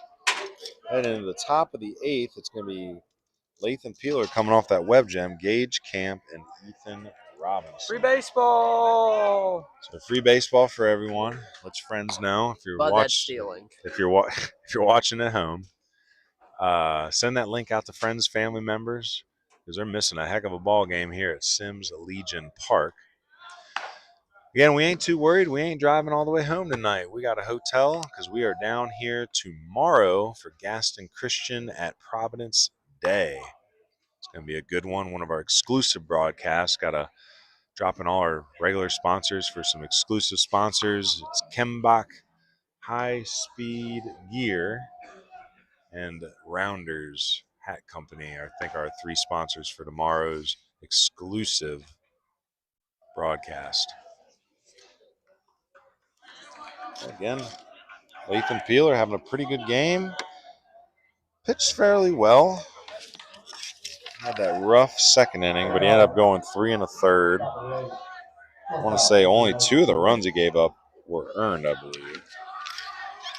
Defensively, you saw that masterful play at shortstop there. And at the plate, he's working on a 1 for 2 evening. Had a 2 RBI single, and he's got 2 walks and a stolen base to his name this evening. Flew out to left field back in the 6th inning. The only time he'd been retired this evening. Last game of the week for these two, so they could probably let all the pitchers roll. So there's ample recovery time for next week. Slow grounder up the middle, picked up by Phillips. Throws to first. That throw is going to sail high and allow the runner, Peeler, to make it all the way to second base. So two-base error on the E6. Gage Camp coming to the plate. A pinch ran with Max Davis back in the 6th inning, but re-entry for Camp. Again, Phil's been having a masterful game. Had to try to get rid of that one quickly. Overthrew it. Turns into a two-base error.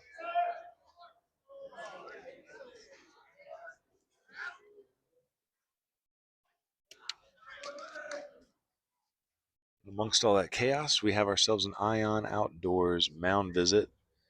Again, thank you to Ion Outdoors. They are sponsoring all our mound visits all season long. Reminding you, as you're waiting for this mound visit, you can take some time to think about your dream backyard, right? Your pool, an outdoor patio, kitchen, pergola. What do you want to build back there? Get on Instagram or Facebook and look at some Ion Outdoors projects. And if you mention the broadcast to them, they will sit you down for a free consultation in pool design. Now that the Ion Outdoors mound meeting is over. Just in case. Just in case. Not yet, but just in case. Not yet. Don't even know. Player of the game is wide open right now in a tie ball game on extra innings. It might go to whoever is the whoever provides the late inning heroics. They could be 0 for up to this point. It doesn't matter. 19-inning thriller. That'd Nope. be cool. Be here until midnight. I feel like our power banks would probably run out of energy by then. Delivery to Camp. Ooh, I'm not sure where Schultz missed with that one. So this umpire has been squeezing Schultz a little bit in these last 2 innings.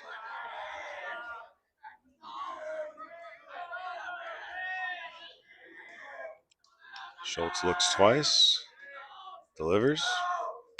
There's a fastball right down the pipe. 1-2 count. So that wind's still breezy. Looks like it's flowing back in towards the field. So we really have to get a hold of one to put one out this evening. Swing. He said he went. And they're not even going to ask. So strike 3 on the swing. 1 out. Still the runner on second. Taking my daggone. Need a leash on it. So Ethan Robinson up now. Ethan's 0 for. He reached on a walk in the 1st inning.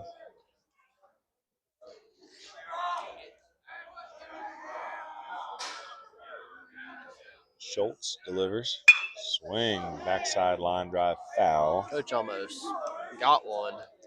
Guess that's why they wear the helmets after all. Yeah. So runner in scoring position out there would be the go-ahead run. Again, top of the 8th. So Stuart Cramer is going to get an opportunity either way. And Schultz. Long look. Delivers. Misses high.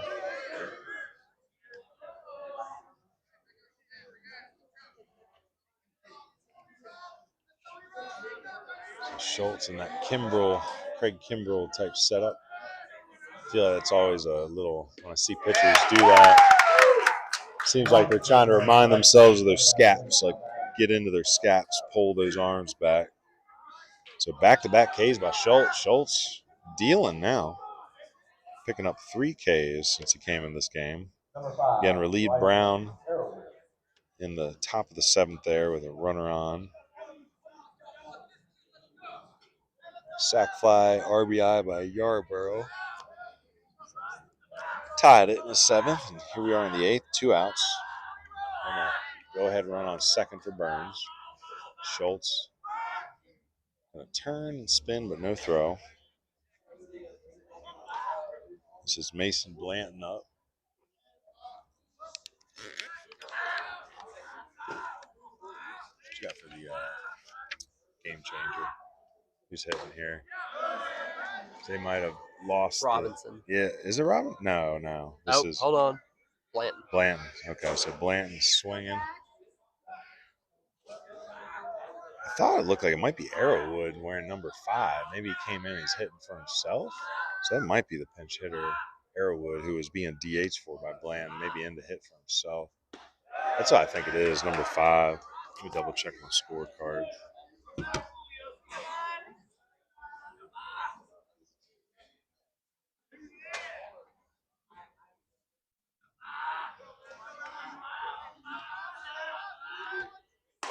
Misses high. So 3-0.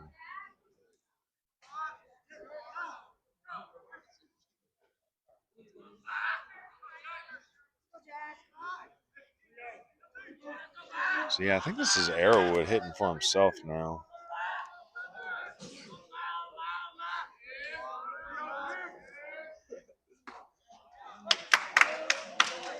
Anything you want to add to that? Nope. Go ahead and send it. Let me see that game changer again, though. Just want to double check. Yeah, they're still saying it's Blanton, but I do think this is Arrowwood, number 5. Arrowwood's going to walk, so with the base open, first and second now. I'm just wondering if Arrowwood may have not been in for that last AB.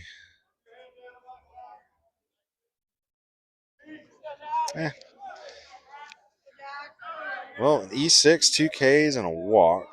It's going to be first and second here. Schultz sets. Fly ball, center field. Looks like Helton's got a read on it. 2 hands. Boom. All right. 8th inning is going to the bottom. Again, Stuart Cramer going to try to work some walk-off magic. It's going to be Devin Phillips, Luke Brown, and back to the top with Worcester. Well, we don't have an 8th inning sponsor. Don't have any extra inning sponsors, so shout out our home team sponsors again. We appreciate Ion Outdoors and Carolina Bearcats Baseball. So again, if you're a young man looking for a team to play for down here in this Gaston, Charlotte area, check out that Carolina Bearcats baseball program. You can find them on Facebook. Just looking through some of their posts today. It's a good group, and I think a lot of those kids grow up to play on this Stuart Cramer team. So again, support your local baseball teams. If you got a good feeder program that will get you with your future high school teammates, that might be your best bet. You know, Little League trying to go through some renaissance. Seen Polk County had that big event. They're trying to get their Little League going again. Yeah, Polk County Youth Baseball being, I don't know if it's established or reestablished or what, but Coach Alm and the Wolverines down there had them, all the I'm guessing Mark out. Emery's probably part of that too. He's a big part of that Polk County baseball community. We were down there for a little camp thing. That was fun. That was years ago at this point. I think that was back when we were still coaching middle school back ball. when I was in college. Yeah, right. Back when you were a teenager. Year 1 was 19, right? Bro, I'm old. Yeah. So Drew Dixon back out. Then sidearm slinging it for a few innings. So I think Dixon, he came in with 1 out in the 4th inning. So what does that put us at here? It's 1, 2, 3 2/3 innings for Dixon.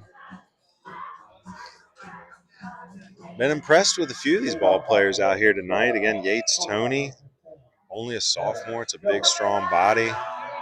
Swung that bat pretty well tonight. Been impressed with Devin Phillips. I know he had the E6 in that last inning, but no harm. He's hitting here now. He's been Air last inning? Yep, remember he overthrew the overthrew the first baseman. But, man, he's 110% high motor, good baseball player. Hits one hard here. That's going to shoot past Peeler at short. Hit on a line drive there. What do you think? E6 or give him a hit? All right, Hunter's going to say base hit.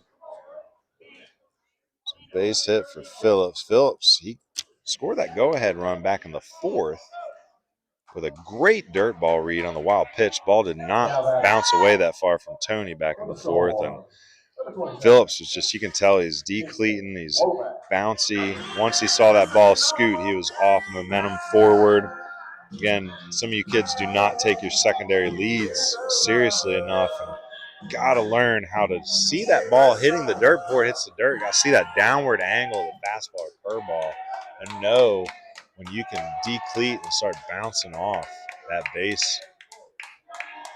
Extra bases win games. So Phillips out there at first. Ooh.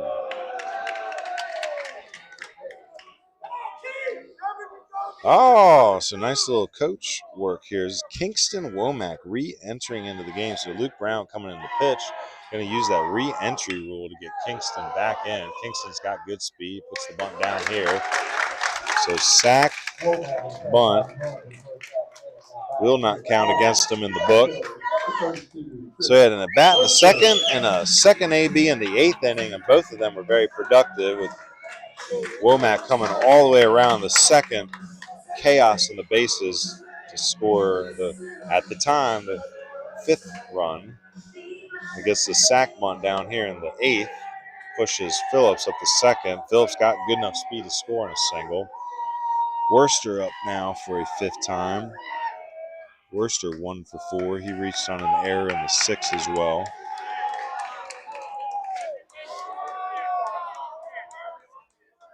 They're going to walk him. So intentional walk. Create force outs at any of the bags. Keenan Helton had a hard single back in the 6th for his first hit of the game. He's 1 for 3. He's got a walk tallied onto that.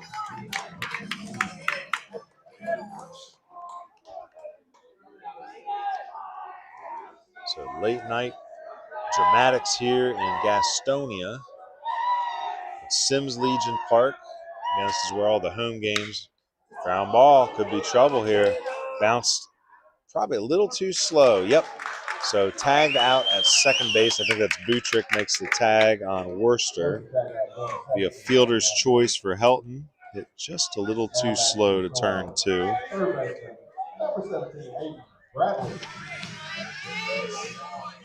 So Phillips does make it all the way to 3rd, though, and he will take home plate on a dirt ball. So Burns has got to be on their toes here. It's not necessarily going to be just a base hit that puts Stuart Cramer ahead to win this game. So I was going to say, put him ahead, run wins. So next run across would win it for Stuart Cramer here. 1st and 3rd, 2 outs. Aiden Bradley up the middle. It's a base hit. Devin Phillips across to score the winning run. Burns and Stuart Cramer split on the season. Walk-offs, each to their own. Burns with the walk-off Tuesday. Stuart Cramer storms back with the walk-off on Thursday. RBI, base hit. Ball game, your winner on the Aiden Bradley RBI single. And I think we just found our player of the game.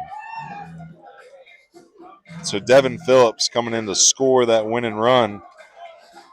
Up until that tie game, it was going to be Devin Phillips as my player of the game. They would have held on in 7. But with the walk-off heroics, it's going to be Aiden Bradley. But let's focus on the team, because that's what's important here. Big team win for Stuart Cramer. They're going to improve to 9-1. And in conference, that puts them at... Hold on, I got these numbers here. So Stuart Cramer improves to 9-1, 7-1 in conference. The Burns Bulldogs dropped their first game on the year. They are now 9-1, 8-1 in conference. That keeps things interesting, especially with both of these teams still to play Cherryville. It's going to be a battle between Burns, Stuart Cramer, and Cherryville in this one. So I can write your player of the game down if I can find my pen and all that excitement.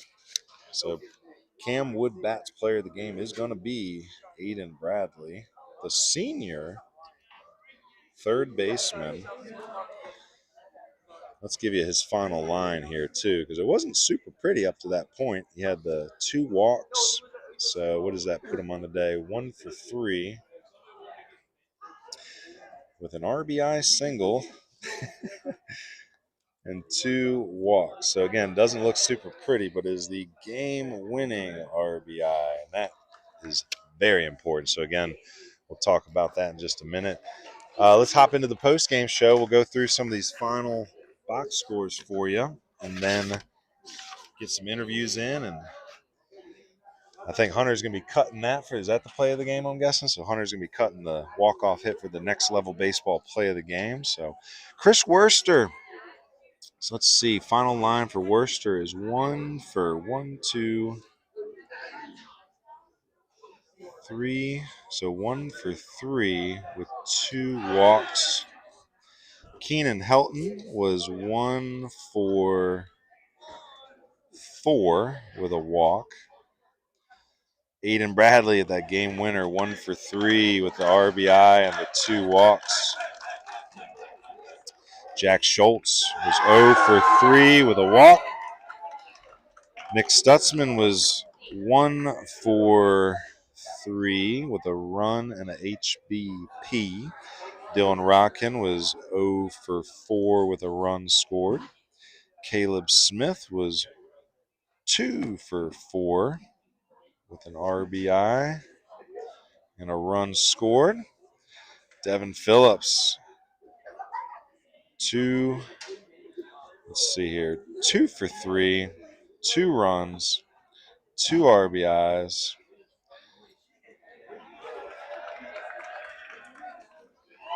And a walk, and he scored that game-winning run. Luke Brown. Years. 26, yeah. Kingston Womack was 0 for 1 with a run and a sack bunt. And then on the other end, Luke Brown 0 for 2. I'll tell you a little bit about the pitchers as well. So Dylan Rockin goes 2 innings, gives up the 3 runs. I believe only 2 are earned. Gave up 2 hits, 6 walks, 2 Ks. Luke Brown, very noble performance. 4 innings, 4 hits, 1 run, 3 walks, 4 Ks. And Jack Schultz, got to give you his final line. He's your winning pitcher tonight. Jack was, oh boy, let's see. No. All right, now you can go. You can go do an interview over there. All right, so we want to take some time to do some interviews here, but first let's shout out CamWood Bats, located in Haywood County. They're our sponsor for the player of the game. And remember, if you use that coupon code BBU WNC, you get 10% off on their website. Sorry, someone unplugged our internet up there. So a little crazy. We're going to do a couple interviews. I don't know, this camera over here, I guess? Yeah.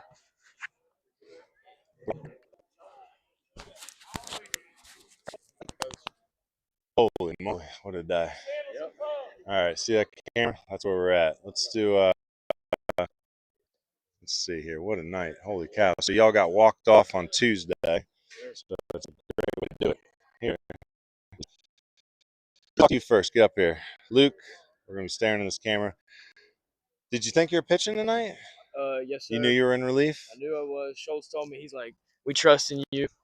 And being so young, you know, I knew I was going to come out here and dominate. That's my job. First, I want to say thank you to God for allowing me to come out here and pitch tonight. Thank you to Coach Schultz for putting his trust in me, and it was a great night for us. Yeah, I mean, stepped up. I don't know if you thought you were going to be getting in the game that early. Yeah. So did that kind of shock you? Yeah. I'm proud of Dylan. He threw the ball well. I didn't think I was going to be getting in that early, but hopefully I gave my best for my team. Well, I think it was the 6th inning. I can't remember. The one where you struck out the batter at the end of the inning. A lot of emotion. Do you feel like that may have been the turning point where you guys were like, hey, we're going to win this game? Yeah, absolutely. I knew it coming off the mound. I was like, we can hit the ball better than this team can. This is a great pitching game here for both teams. But, yeah, I knew as soon as I struck that kid out, I was like, we're going to win this ball game. Still a lot of conference games left. So you go get your arm ready. Let's talk to the next guy, right? I'll pat you on the less sore side. Let's talk to the young man, Devin Phillips. Devin, we know each other a little bit. Talk told you, I think you're a good prospect. I love the way you play the game. High motor today. You got the single that turns into a triple. My favorite play of the game was the dirt ball read over here. Tony gets a little caught up in the turf, sliding in to go ahead.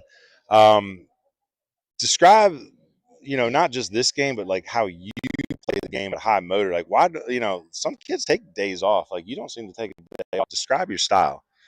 I like to play this game with a high motor, and I know it's the one thing that I can control.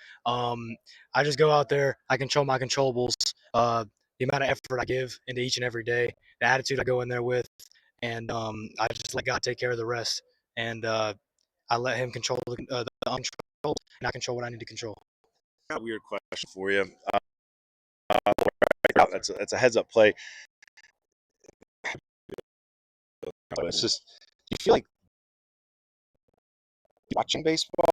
Do you watch baseball than the other player, and that allows you to make these high plays? I think when I go out there and I get those plays in the hole and I can make those heads-up plays, high IQ plays, I think it's just from being a student of the game for as long as I've been playing. I've been playing this game since I was 4, and every day, regardless of if someone was bigger than me, if someone was faster than me, what they have over me physically, I know that whatever I can do mentally and what I can do with my high motor, as you said before, I can do that better than them, and I can control. Oh man, like those plays, I just don't think kids know they can make those plays because they're not students of the game. Now, you had a hell of a game. You'd have probably been the player of the game if it wasn't for this guy right here. So you agree with this, right? Yes, sir. All right, let me get with Aiden. You enjoy the rest of your evening, all right? Well, I'm still getting the main bats printed out. This is my dummy bat. So I'm going to be driving back down here in a few weeks to give you the new ones. I'm hoping it's like a gray stain. Yep. You saw it happen. You were there too. So what's going through your head as you're walking up to the plate? I think we knew they're a good team. It wasn't a perfect game, but we fought back, and they fought back. And I think just the preparation of playing this game and practicing hard. We came yesterday after that loss, and we were ready to work. We knew we had a good shot beating that team, and so we didn't have no stress, all just confidence, and to win that game right there. Now, funny way the season worked out because you guys had that big conference, so you had to play all your conference games right away.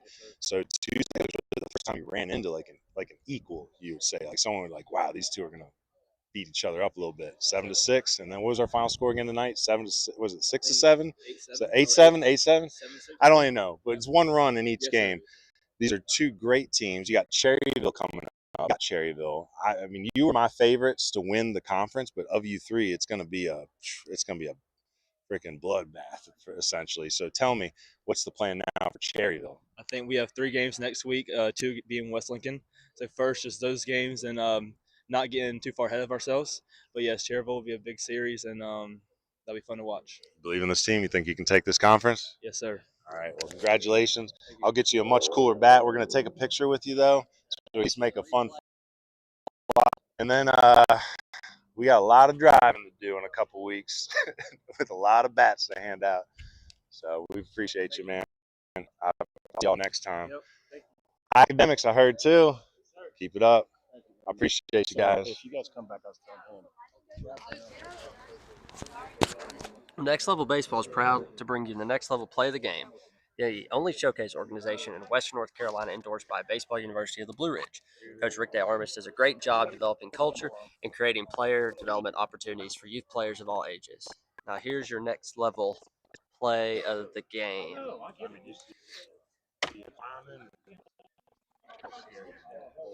Right smack dab up the middle. The Storm bench goes crazy. They walk off to even the series to move to 9-1 on the year, 7-1 in the Southern Piedmont, 2A, 3A, 4A. Looking at it from camera 2, Mr. Aiden Bradley, senior number 17.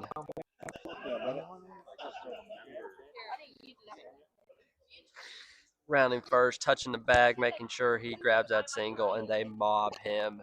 1 for 3 on the day, 2 walks, 2 really crucial walks. The Storm only left 7 on base compared to the Bulldogs 14. It was pretty big to get on and get over, and he got on today, and he got him over when it mattered. Looking at camera 3 right here.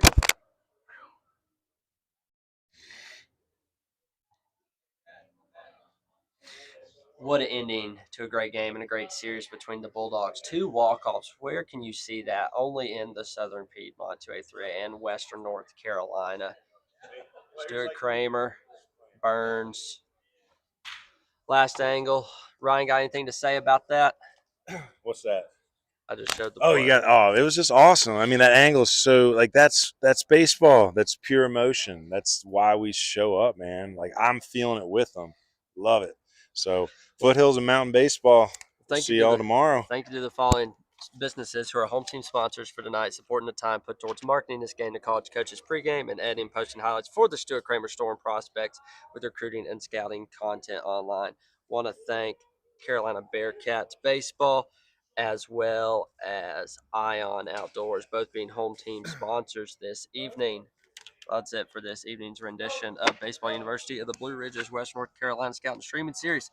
Thank you again to Meineke, Bloom Patch Farms, Comfort Keepers, American Legion Post 70, Nova X Kinectics, Hale Tax Solutions, Goodicedtea, House of Power, Peak Performance Vault, Ion Outdoors, Chad McMahon State Farm Insurance, Granning Landscapes Incorporated, Hauling Solutions and Grading, Burlett Painting, CamWood Bats, and Next Level Baseball. All right, I'm going up top. For the best coverage and content of Western North Carolina baseball, visit our Patreon at patreon.com/bbuniversitywNC. Here you'll find conference previews, preseason and playoff predictions, power rankings, players of the week, podcast, highlight films, and much more. Membership start at $1, and all the money raised stays right here in Western North Carolina. Support Mountain Baseball and support Foothills Baseball. Stay connected on social media with Baseball University of the Blue Ridge. Like and subscribe on YouTube at youtube.com/@bbuniversitywNC. Like us on Facebook at Baseball University of the Blue Ridge. Follow us on X and Instagram at bbuniversitywNC. Check out our website at baseballu.org.